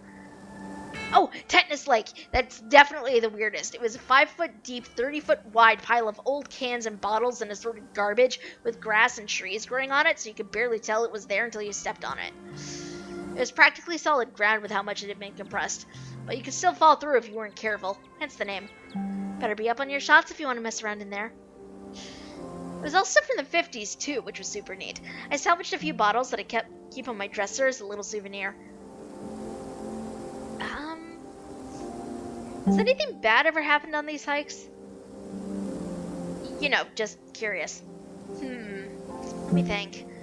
Well, there was that time back in early high school when Reese fell down a cliff, but he was fine. We had some folks from town rig up a pulley to get him out of the ravine. His leg only took a couple months to heal. All in all, not too bad. Though I guess it was also the time I was out here alone and kinda got stuck in a cave. I was getting great footage of what I thought was a family of wampus cats, but I wasn't able to wiggle my way back out. Turns out that the wampus cats were actually skunks who very much did not appreciate me blocking the entrance to their hidey hole. And instead of running for help, Gretchen just sat outside bored to tears. Lassie she is not. It took about an hour to get loose, which is pretty intense, but a few tomato juice baths later, I was red as rain. So, it could have been a lot worse. Oh, and there was a time I accidentally stumbled onto old Duke's property and nearly got my head shut off. But that happens to everybody sooner or later. I'd barely count it. Oh my god. Stella, what the hell? So yeah, these hikes aren't all that dangerous, all things considered. Did you hear that? Oh, calm down, Gretchen, you old mutt. Same to you, Stella. You're always jumping at nothing, girl. Whew. Sorry for being jumpy, Duke. I thought you were some creature of darkness. Nah, girlie, just old Duke. What the hell are you looking for way out here? Skunk ape. Sorry I asked. This dude's face, though. And who's this you've suckered into coming with you? Wait a tick. You aren't... Is that? Yep. See. Welcome to the holler. My condolences. Keep you in my prayers. Now both of you head back to town. Here, it's best you steer well clear of this area tonight. I'm about dealing with my own critter. Won't be too appreciative if a couple of fools with a camera scare away the most sensitive wildlife.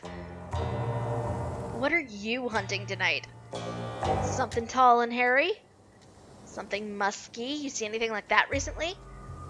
Wouldn't you like to know? You can never stay in your business, Stella Richmond. Put the damn camera down. Oh, come on, Duke. Maybe I could help out. I'm pretty good at tracking. You know I learned from the best. That you did, but I've yet to see a shred of proof that you listened to any of it, the way you tromp around the woods at night, yelling about chunga-bungas or what have you. Something's been getting at my chickens. I lost 3 this week. Can't afford to lose many more than that. Sorry to hear that. But, I wonder if Skunk Ape has a taste for chicken.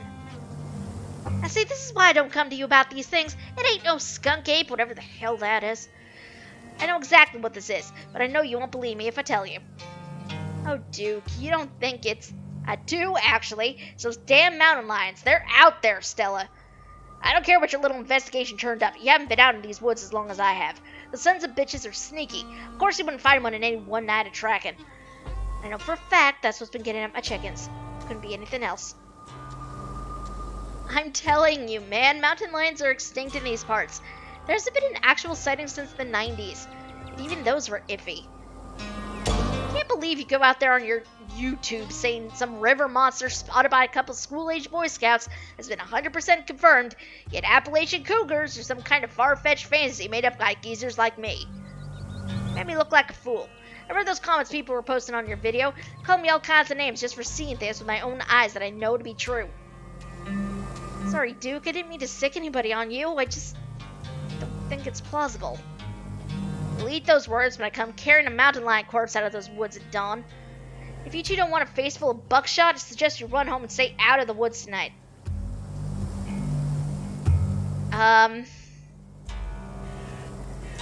So our options are a mystical option. I don't think this ends well for you.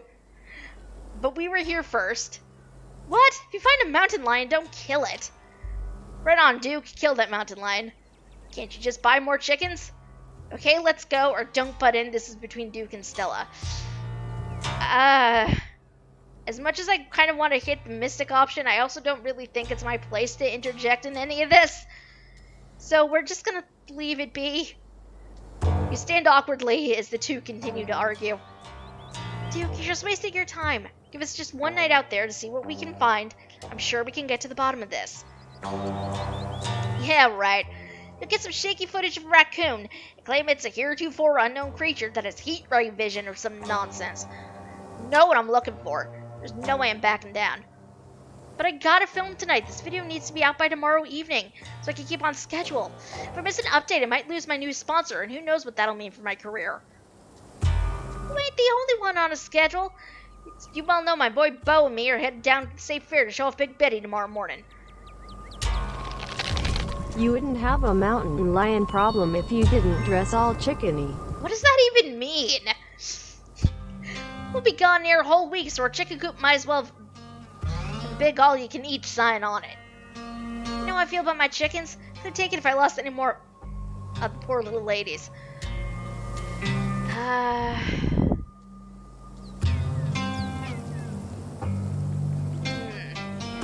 our options are let's just go, Stella. I don't see why I need to be involved in this. I'm out. This is too much pressure. Walk away. Maybe... Let's just go, Stella. He's not gonna budge. You're right. No point in losing any more time to arguing. Fine, we'll head back to town. Break a leg out there, Duke. Break what now?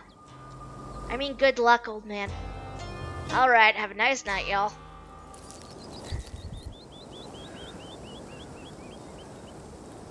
As you and Stella return to the trail, she carefully looks back the way you came. Okay, the coast is clear. There's no way we're letting Duke edge us out that easy. Come on, I know a trail that'll let us get around him. Oh my god, Stella. Yes, I knew you wouldn't give up on the hunt. Lead the way. Oh no, we weren't actually headed back to town.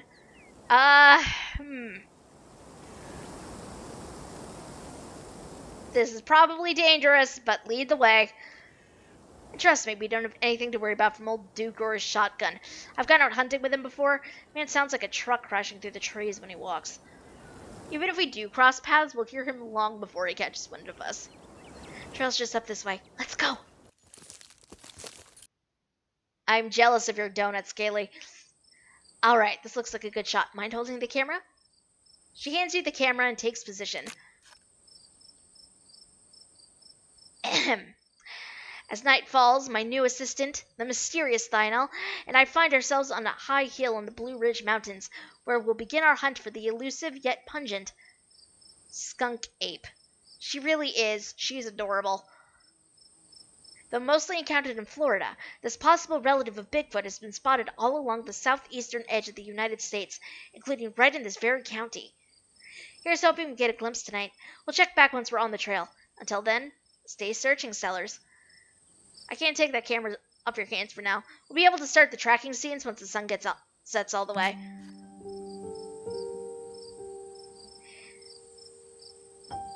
In the meantime, we get to take in all this beautiful scenery. It's gorgeous out here, don't you think?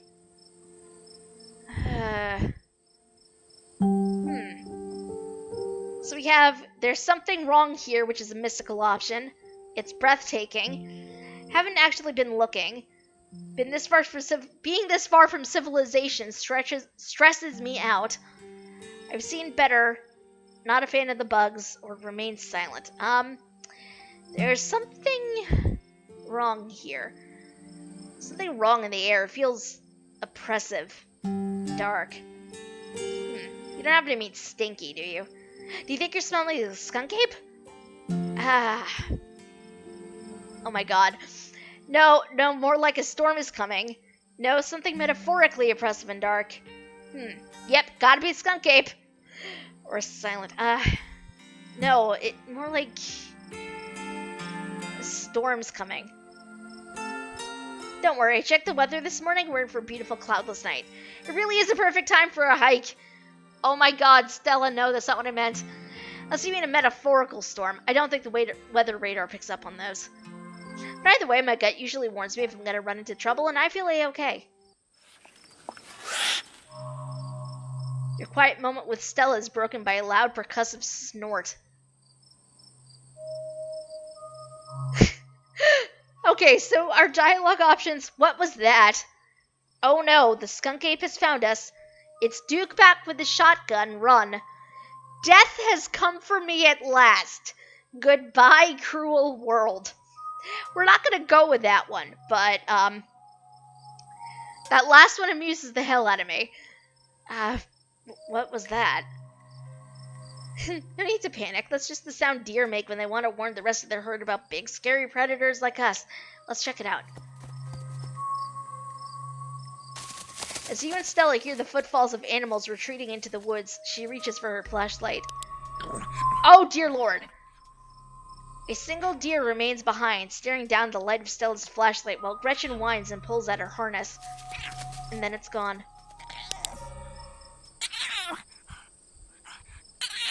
Jeez, Gretchen, calm down. You're gonna hurt yourself. She cannot handle deer. When she gets like this, I usually have to pick her up and hold her. She has a bad habit of slipping her harness when she wants to go after something. You're too much of a potato. They don't make harnesses to fit potatoes, do they?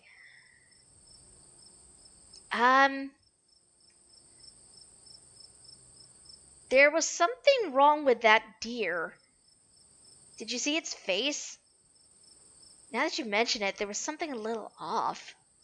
I bet it was an abscess, maybe a tumor. It's not like wild animals can get those taken care of, so they just get bigger and bigger. Poor thing.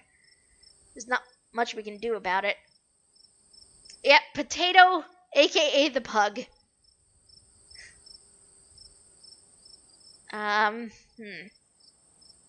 So why do you bring Gretchen with you? She doesn't seem like the safest choice for a hiking companion. I actually find her to be quite the opposite. Sure, she wants to chase stuff, but I usually let her when I'm not on one of my cryptid hunts, so I can't hold that against her. I'm just happy she's still so feisty even at her age. Pugs aren't exactly known for their good health, but here she is, running around in the woods at 17. And I feel like the fresh mountain air and exercise have helped a lot in that regard. You defy the laws of nature, don't you, Gretch?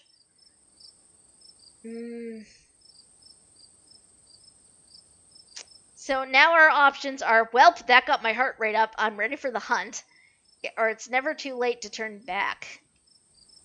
Well.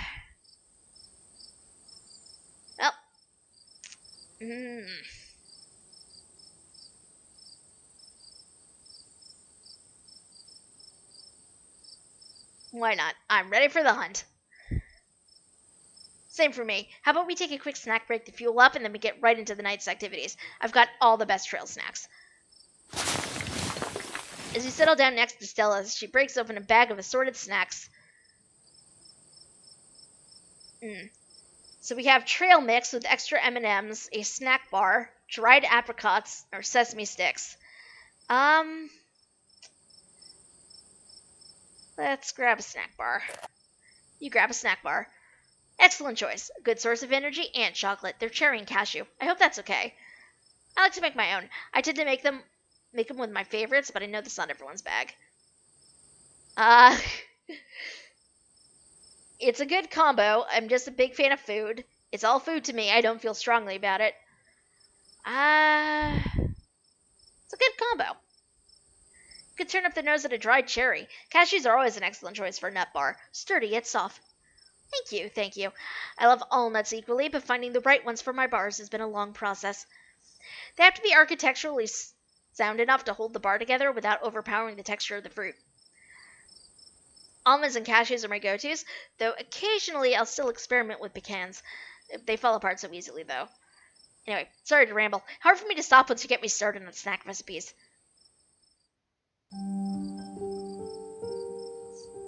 You and Stella settle down on an overlook, snacks in hand, as the quiet sounds of evening wildlife wash over you. So, tell me what it's like in Doom. Do you have a house, an apartment? Do you live with family, roommates, pets? Tell me what it's like to be Thionel.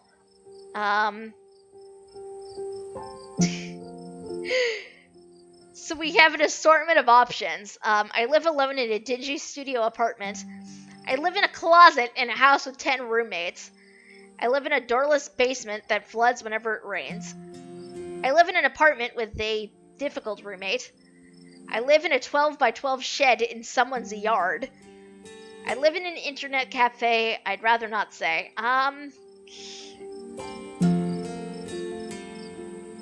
I feel like this character definitely has a dingy studio apartment. And I love it. It's a mixed bag and I hate it. And it's a mixed bag. First it was kind of nice to finally have a space that was just mine, but now it feels cramped. It's like I'm stuck in a closet alone and no one can come let me out because I chose this for myself, and as far as they know, I'm happy being there. Lights flicker, the toilet's constantly getting backed up because the landlady upstairs keeps flushing her cat's litter. It smells like cigarettes for some reason, and it's home to an extremely durable population of roaches.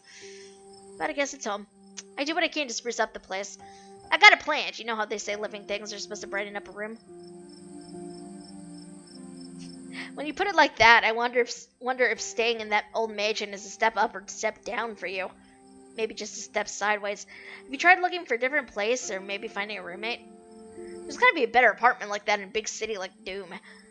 I've been saving up for something better. Oh, I hear you. Saving up for something better. Oh, yeah? So, what do you do for a living? I build programmatic ads for a company nobody's heard of. I sell arts and crafts on Etsy. I'm a first-year associate at a big law firm. I'm a streamer. I'm a student. I'm a teacher. I'm in the service industry. I'd rather not say. I'm gonna go with I'm a streamer because that's literally me. Actually, a streamer. Oh, no way. Fellow content creator. That's awesome. I knew we had a lot in common. What sort of streams do you do? Video games, art, teach people how to cook, play music. I mostly just talk to people.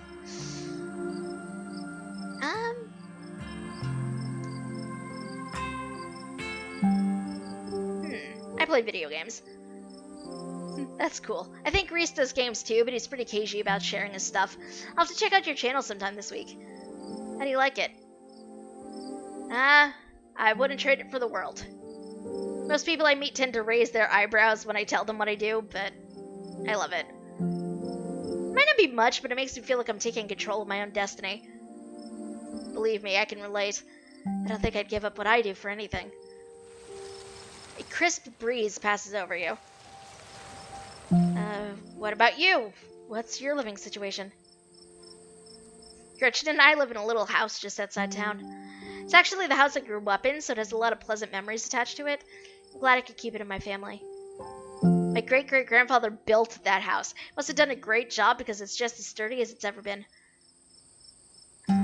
Keeping the house in the family? Is it just you? Yeah. It's just me and Gretchen. My parents died a few years back. But it's okay, I've done my mourning. Life goes on. And we still get to live in our beautiful family home, just me and Gretchen. Could be a lot worse. What were they like?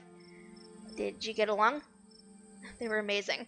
Two of the nicest people you'd ever meet, and interesting too. My dad was a bit of a regional legend among hunters and trappers. He was always out in the woods on the trail of something. We certainly had some interesting dinners because of him. He had to learn how to fend for himself, you see, since his family didn't have much growing up. So we learned how to hunt and trap and got damned good at it. I always made sure I had food, and that I knew how to get it if I ever found myself too far from a grocery store. I could make us a pretty good salad with just what's in this clearing if I had to, though it wouldn't exactly taste great.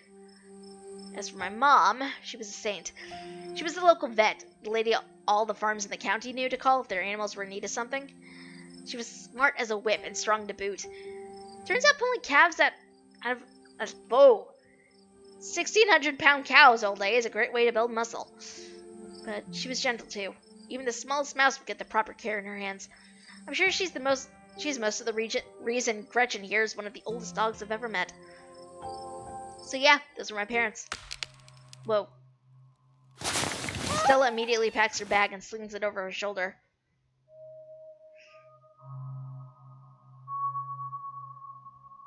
Everything else just went quiet.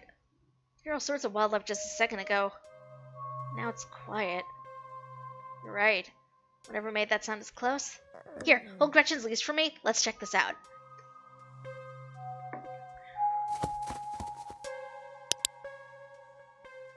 You and Stella inch towards the tree line as she shines her flashlight into the brush.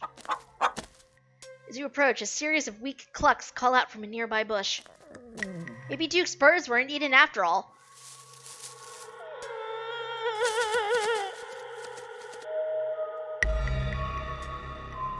What the hell was that? Hold on, I gotta play that back. Holy shit.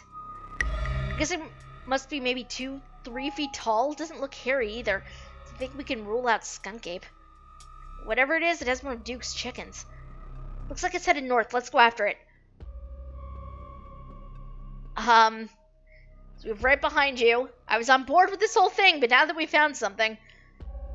Oh no, what have you gotten me into? Or do we have to? Stella's probably gonna go off running after it, whether I follow her or not. And I don't want her to do this alone, because that just seems dangerous. So, right behind you. You follow Stella as she sprints into the unknown, Gretchen excitedly pulling you along by her leash.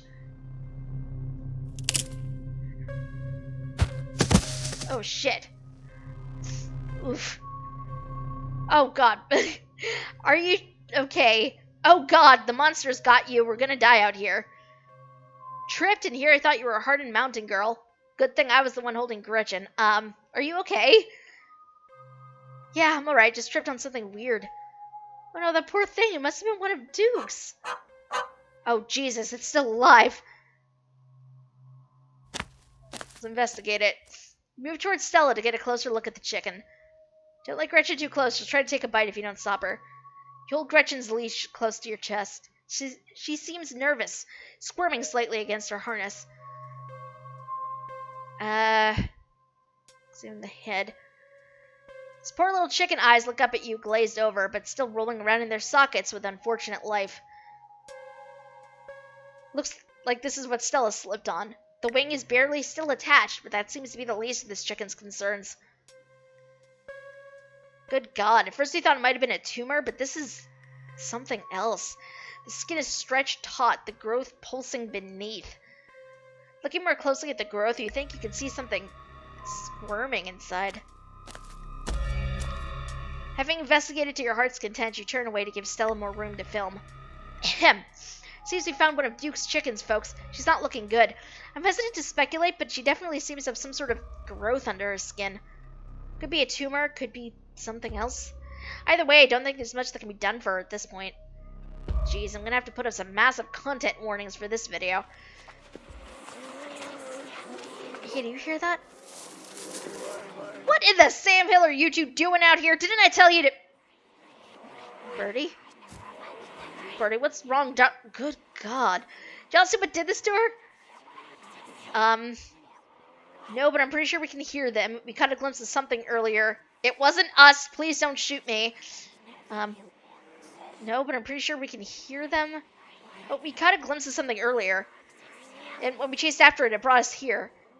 Whatever did this to her, I think we can hear them in the trees. Get the camera away, for God's sake, girl. I don't want to be in another one of your videos. No one needs to see me like this. No one needs to see Birdie like this. You wouldn't put her online, would you? Not when she's like this, so swollen and hurting. Dude, did you hear me? I think they're coming closer. Come out, you sons of bitches. Dude, don't shoot them. We have no idea what'll happen. You hear that, Stella? That sounded something peace-like. Whatever these things are, they'll pay for what they did to my girls. Oh, God. Okay, these noises are very disturbing.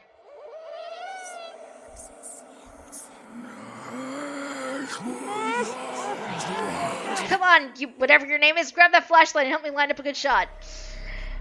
Oh God, did not mean to do that. As the creatures in the tree line grow louder and more numerous, Gretchen violently strains against her harness. Nope, I don't like it either. But I don't want Gretchen going near those things either. You dive forward and scoop Gretchen into your arms just before she manages to wriggle out of her harness. God, oh God! What is this? The hell is this? I don't like it. God damn it! You hear her body hit the ground and then quiet as the chaos fades and the sounds of nature creep back in. Gretchen? Lionel? Duke? You alright?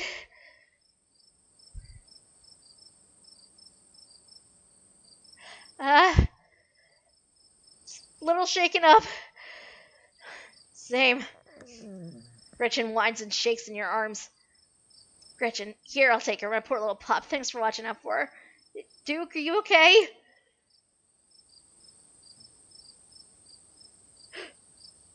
Oh my God. Oh my God, Duke! Holy shit, what do we do now? The hell are we supposed to do?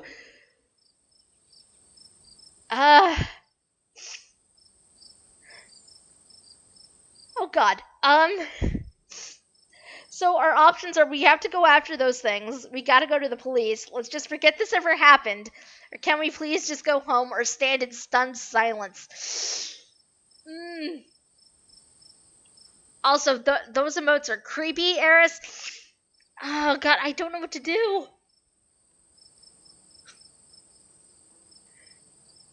That is a good question. Like, what the hell are we supposed to do at this point? Because, I mean, if we go to the cops, they are never going to believe us that this happened. If we go after those things, we might wind up like Duke did. I don't think we can forget this happened. I just...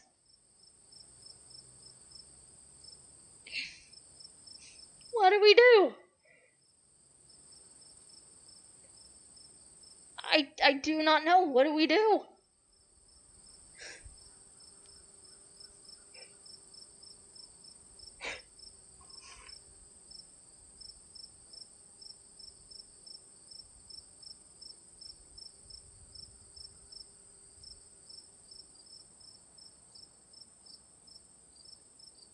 I don't know what to do here.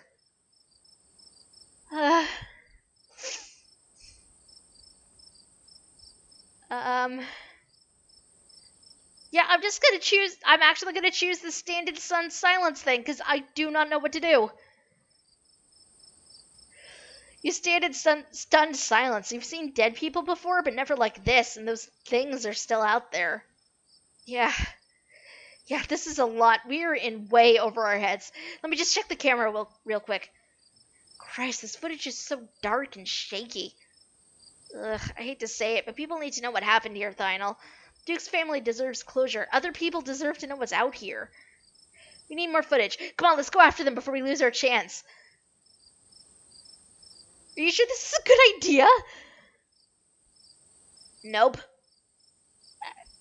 Then maybe we shouldn't do this. A man's dead. Yeah, you're right. Let's head back and call the police. My phone should get reception once we're back on the main road. As you and Stella quickly make your way back through the woods, the unearthly whispers of creatures unknown once again surround you. Oh god, they're back. I know, we just have to keep pushing forward. We're almost there. As you and Stella reach the main road, the whispers fade back into the sounds of nature. It sounds like they've stopped following us. I should get reception now that we're back on the main road. Let me find my phone so I can call the sheriff. You feel a buzz in your pocket. 6 missed calls from Tabitha. Where are you? Where the hell did you go? Oh god. And 13 text messages.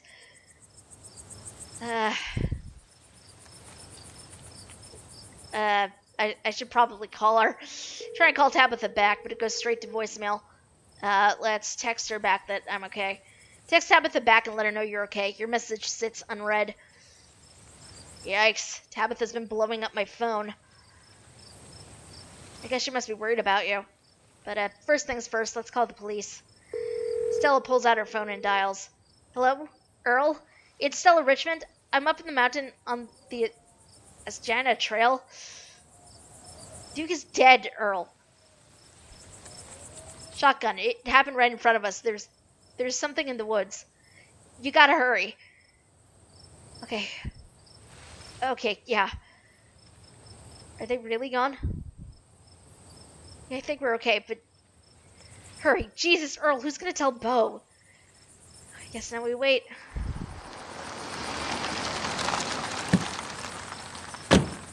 It takes a little while, but eventually a patrol car arrives on the scene. Out of it walk 2 officers, Sheriff Hugby, a friendly older man, and Deputy Franklin, a serious man wearing sunglasses despite it being the middle of the night. See, right there. Thing jumps out of the woods, and then the shotgun goes off. What in the Sam Hill? What is that? Some kind of Pillsbury doughboy? Could have been a naked maniac.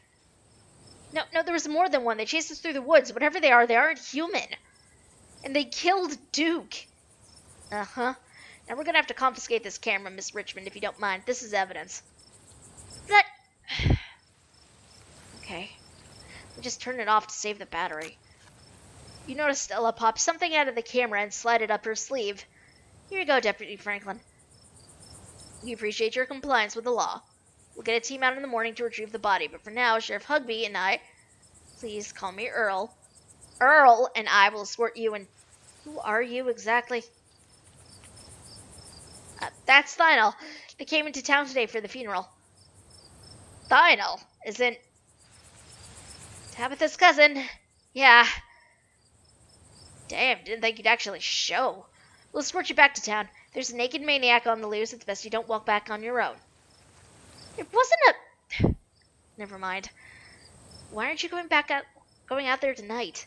There's a dead body in the woods. Those things out there could attack someone else.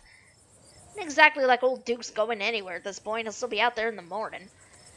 You only have a skeleton crew at the moment. Monday nights are Deputy Derrickson's bowling nights. We'll be on alert for any more reports of naked maniacs, but retrieving Duke will just have to wait. Now, if you'll kindly step into the vehicle, we can return you safely to your home. Okay. Thank you. You can ride up front with me, little lady. That is, if your mama permits. Sure, Earl. You can hold Gretchen on the way back to town.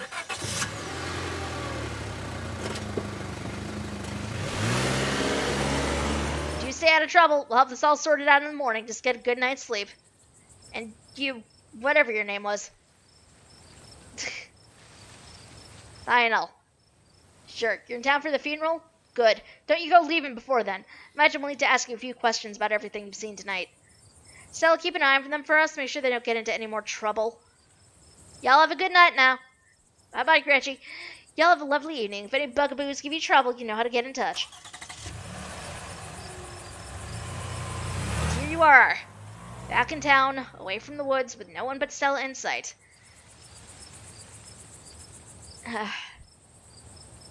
They seemed a little blasé about everything. Can't believe they're waiting till morning to even start looking for him. Who knows what those things are doing to his body right now? And what's worse is I think they implied you're a suspect, even after we showed them all that footage. Truth will get out.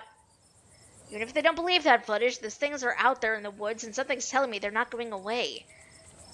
Yeah, no kidding. It's okay, I'm not going to let anything bad happen to you. I was there. I filmed the whole thing. At the very least, it'll never hold up in court. And won't get to that point either, because we're going to do a little investigating of our own. Gotta find out more about those things. If we can get clearer footage, or better yet, trap one of them, there's no way they can blame me for what's happened. The library doesn't open for a while, but I've read every book on cryptids they have, never came across anything like this. There is someone in town who might have some useful information. The place isn't far. We should head over now before it gets any later. I love this. Sure, why not? Let's keep this nightmare going.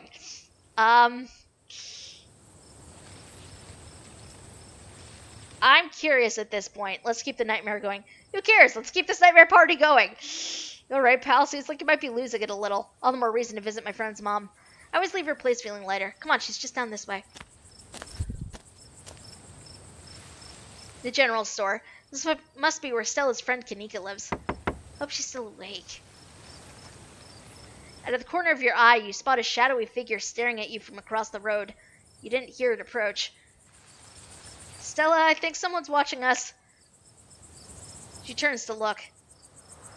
I know. Jesus! Welcome home. Whoever this is, its presence has chilled you to your soul. Before you can respond, the door behind you swings open. A middle-aged woman stands in the entryway. Go home, Wayne. I can't help you tonight.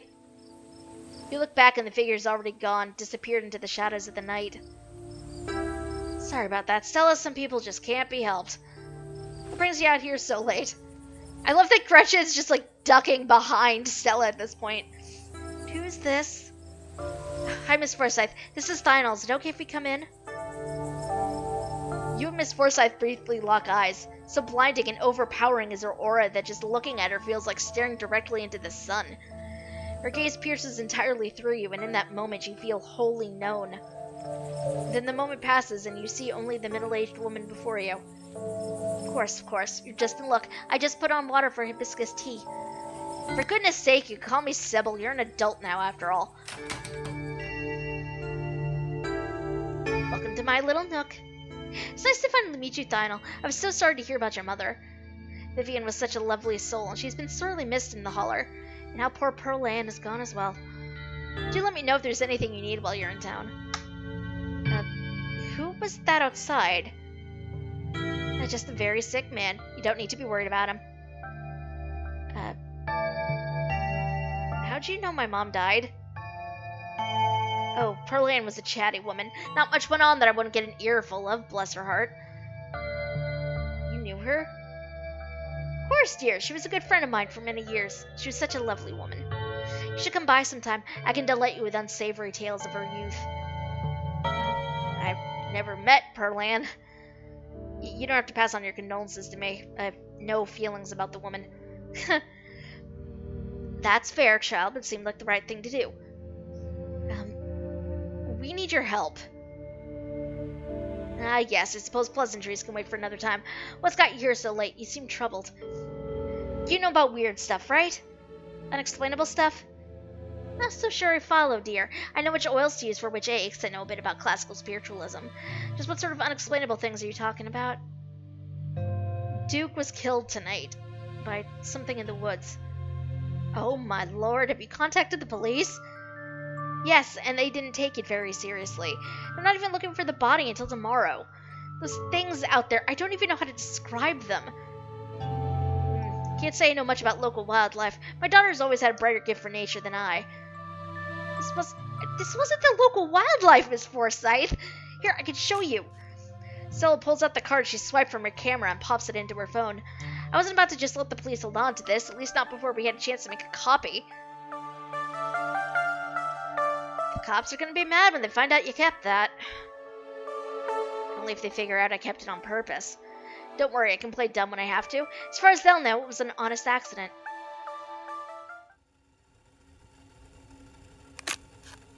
Where was this? Up the mountain to the northwest? Within the town limits? Yes. I see. Is there a way to make the video bigger and louder, if you can? I need to plug the memory card into a computer. I could go back and get mine. No need. Kanika should still be awake. She can lend us hers. Better come with. Stella, I'm sure she'll be more willing to help a friend than her nosy mother. Kanika, come on out. We could use a little help. What, Mom? Oh, hey, Stella. And Gretchen, who's a good potato. And a stranger. What are you doing in my house? Hi. I'm Lionel. Tabitha's cousin? Yep.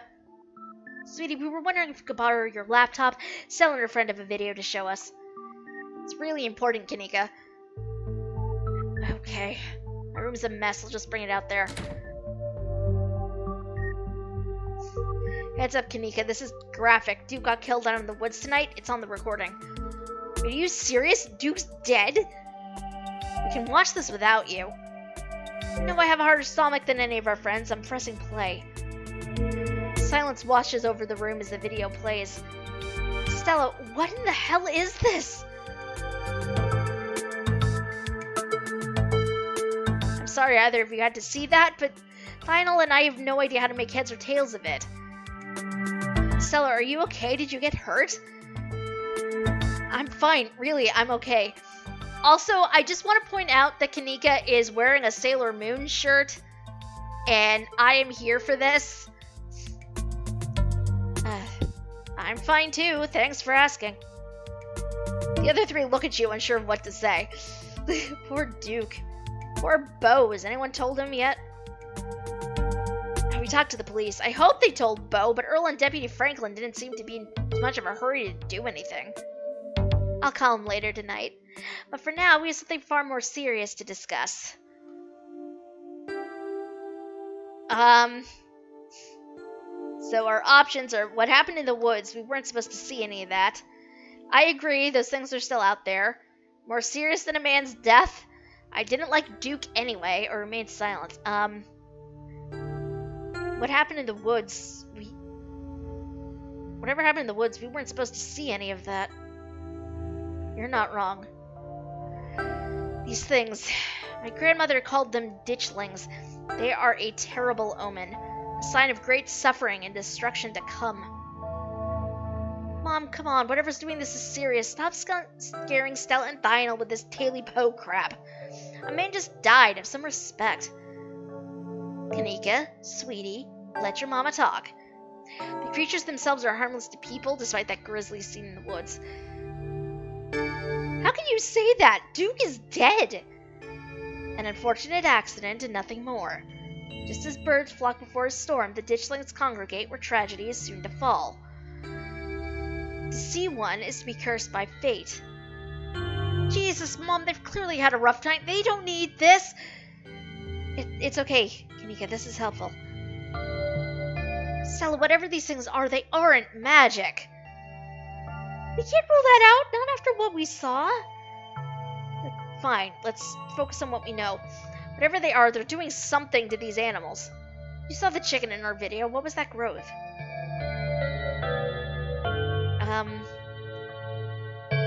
Maybe the ditchlings were here for Duke? Like some sort of self-fulfilling prophecy? Unfortunately, no.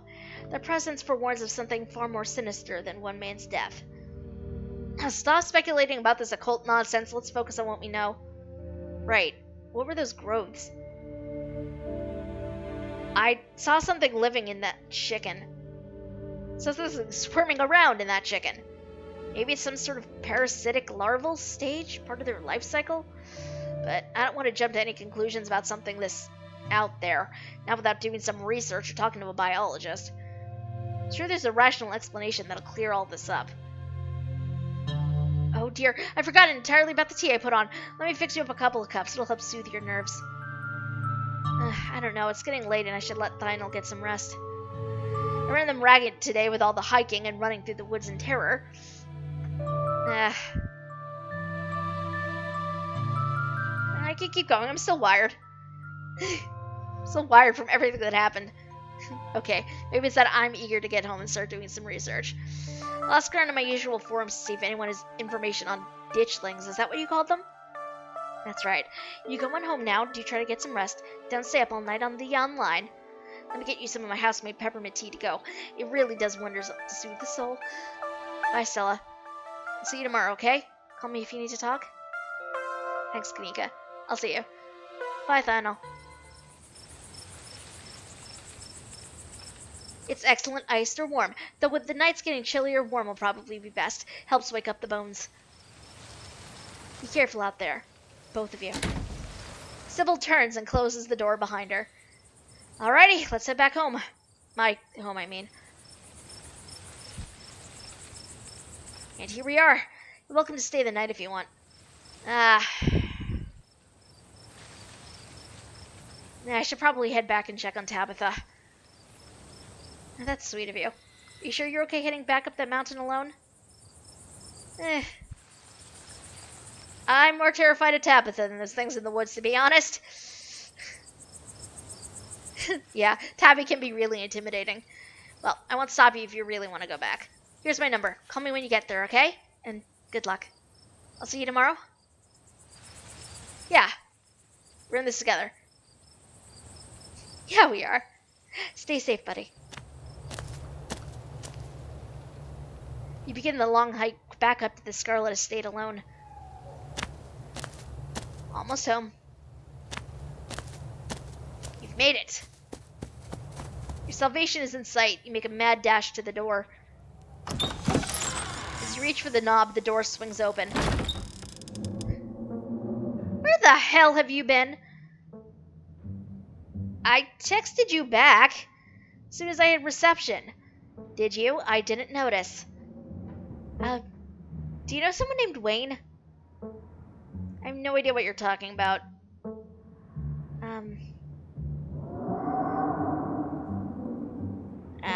Look, I got suckered, no. So you used to go by Tabby, huh? I watched a man die tonight. I want to leave. Look, I got suckered into something that was weird. I met this girl in town. We hit it off. None of your business. Say nothing. So, you used to go by Tabby, huh? Ah, so you met Stella then. She's gotten you all worked up. Ugh, that explains everything. I'm going to bed. I'll see you tomorrow. Okay, good night. You're alone in the estate. The sound of the wind whistling through the house gives you an uneasy feeling in your gut. It's probably best to turn in and try to leave the night behind you. As you settle into your room, you remember that Stella asked you to call her once you got back. Pull out your phone and call. Hey, how are you? Did you make it back? Yeah. How are you? Were you okay? Totally fine. I mean, as fine as I could be, I guess. You don't have to worry about me. Go get some Z's, okay? I'll see you tomorrow. From the relative safety of this uncomfortable bed, the events of the past evening seem like something that happened to someone else. Though you can still clearly picture the terror you felt in those moments, for now you're safe and you're warm. Eventually, the sun will rise and chase away the monsters, and make them seem like nothing but bad dreams. Maybe tomorrow, if you're lucky, you'll wake up in the normal world and have a boring week in the mountains with your sour-faced cousin. It's a nice thought, but deep down you can't help but worry that things will only get worse.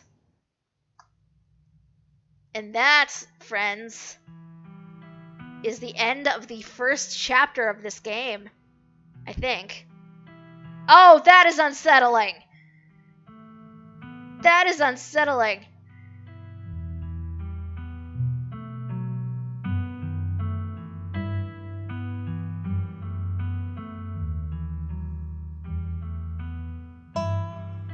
I love this.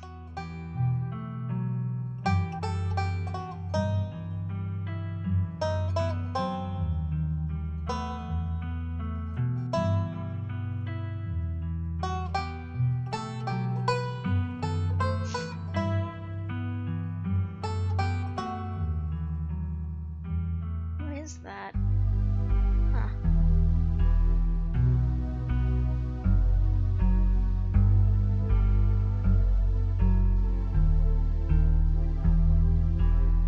Llamas?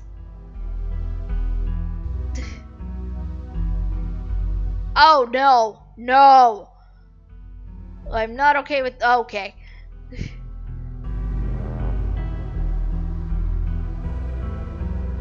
Oh, that's the mine. That has to be the mine.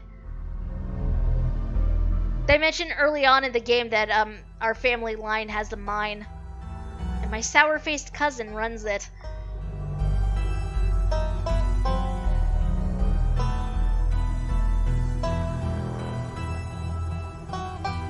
We never did go down the forbidden wing of the house. What is in there?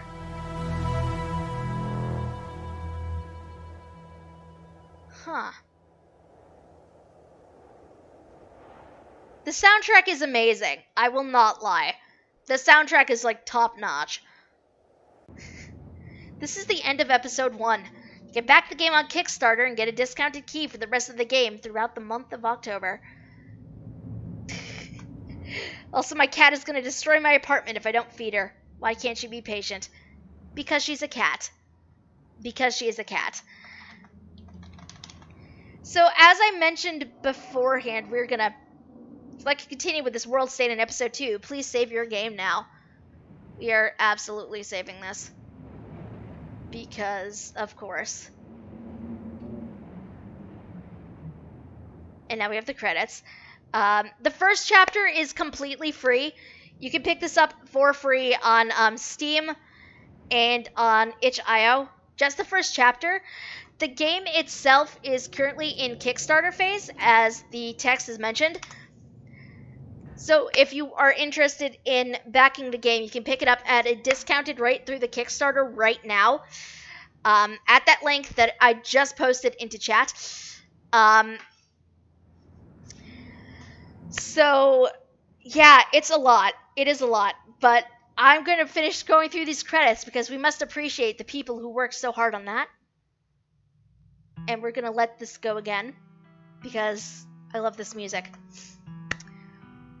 Okay, so it's a time. This was really good, you guys. Like I don't know what I was expecting really when I started this, but I love it. Before we go back to our talking screen for the rest of the stream, though, I just want to point one thing out for anybody who joined us late in the session. They have an entire menu for accessibility. Like, I just want to point this out. They have an entire accessibility menu. So if you need like text to speech, or if you have dyslexia and they have special fonts for that, you can adjust the text size and like the spacing. They want to make sure you are capable of enjoying this game. And to me, that is insanely cool. First off. Second of all, one thing I really loved when I initially started this, let's get back to the chatting screen. The one thing I absolutely loved when I started this, as you're initially setting up your character,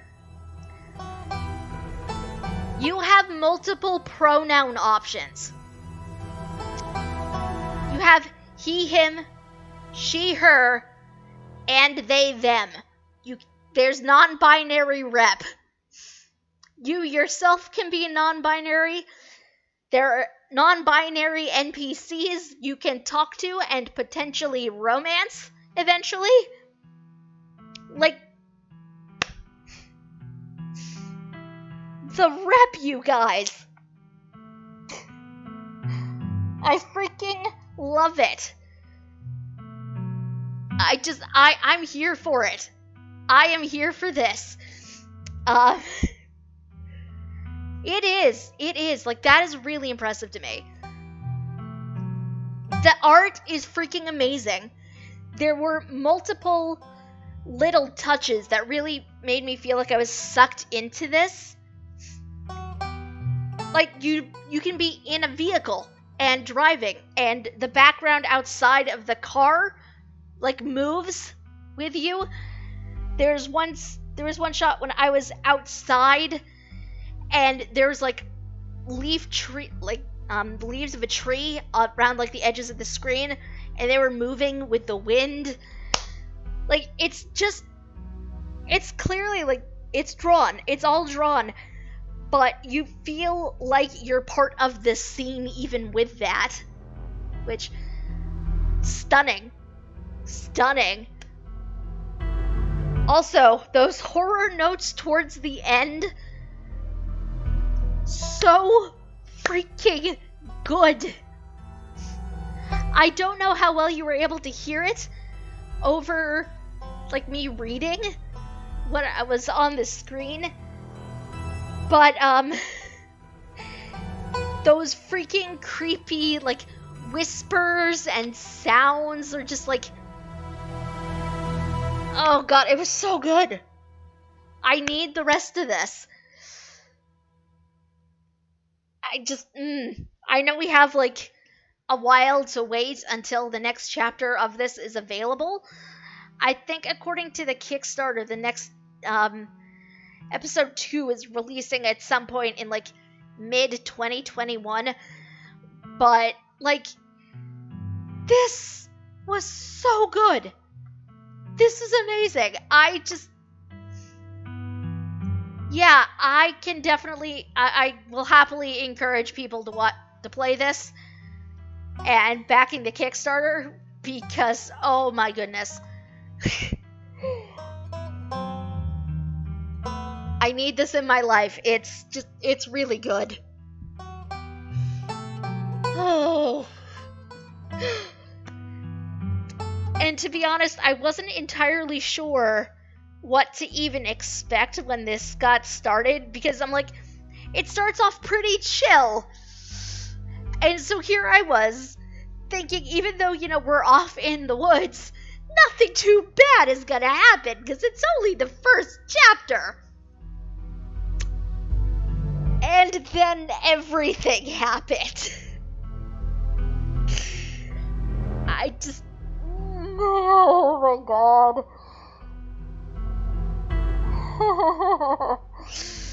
I need to know how this winds up ending. I need to. Yes, Eris, what is up?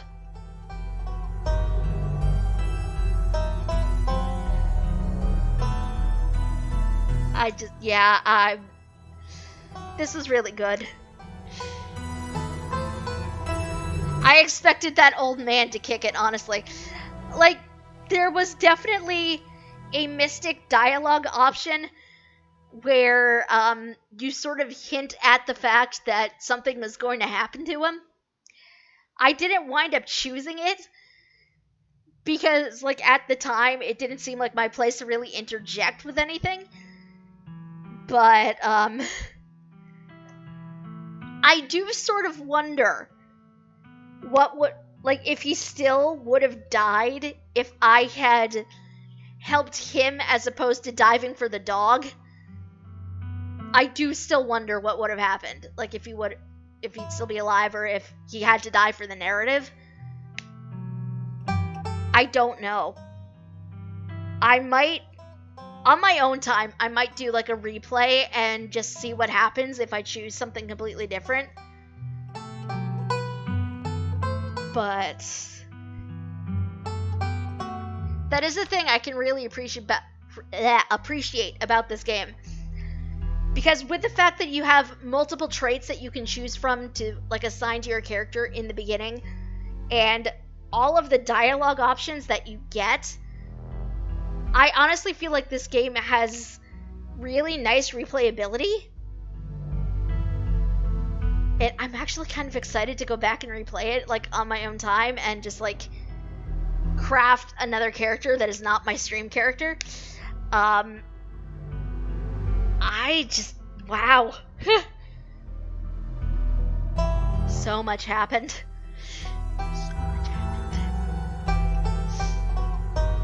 Oh. Also, can we just talk about that creepy dude that showed up as we're heading over to, as we headed over to the general store? Like, what was that? What the hell was that? Like, I don't know if you guys noticed that he had like a patch of like blood on his side. Was he really there? Was he a ghost? What the heck was that? Oh. There are many unanswered questions, and I will not have them answered right now from like one short thing. I know I will not have them answered at all until the rest of this story comes out, but it is very good. I do encourage people to check this out and back the Kickstarter if you can afford to. Because, again, they're well past their goal at this point. I think when I looked at it before the stream, they were at like 40,000 something. Their goal was 25. So they have been very hard at work. I think it depends on the donuts, Kaylee. Not all donuts will do that. Not all donuts. I just, oh man, this is a good experience. I'm not mad at it. I am excited for the rest of the story. I look forward to it immensely.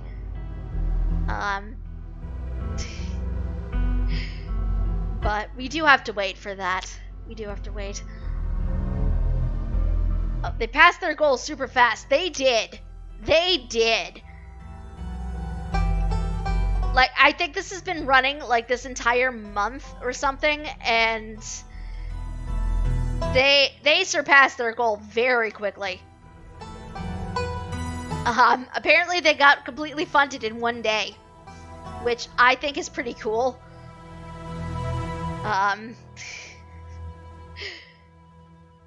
Apparently some of their stretch rewards, they have a collector's edition tier that includes like some stickers and pins and such. It's funny because I only just heard of this particular artist today, and here I am, like, just in love with their work, really.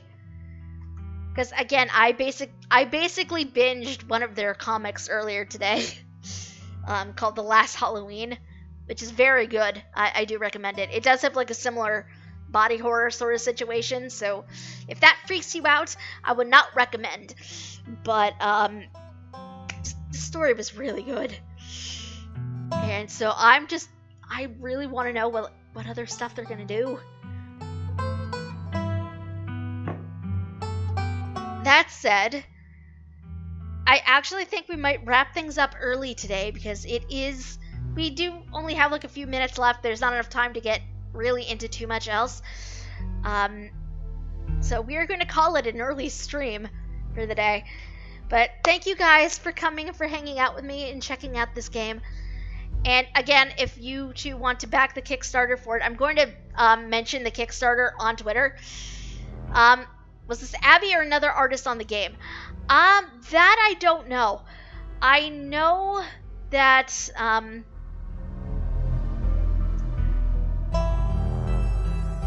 the Kickstarter, the way they phrase it, is an adventure game and visual novel brought to life by the critically acclaimed graphic novelist Abby Howard. So I don't know if that means that Abby designed this whole thing or what, but near as I can tell. Hilariously enough, Eris, that's where I was going to send everybody to. So our good friend Lynn Theory here on Twitch has a tarot and rune stream going on right now, which does seem, I'm glad you can make it too, Gaily, which does seem like the perfect segue, so I'm going to set up a host for that when we're done here. Also, I just dropped frames like, whoa, I don't know what that was. Anyway, I'm going to set up a host for that.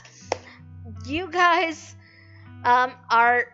if you enjoyed this and you want to see more chaos similar to this, there's a heart-shaped button down that way that you can click on, and, you know, you can find out when we're going to be live next. I'm glad I'm good.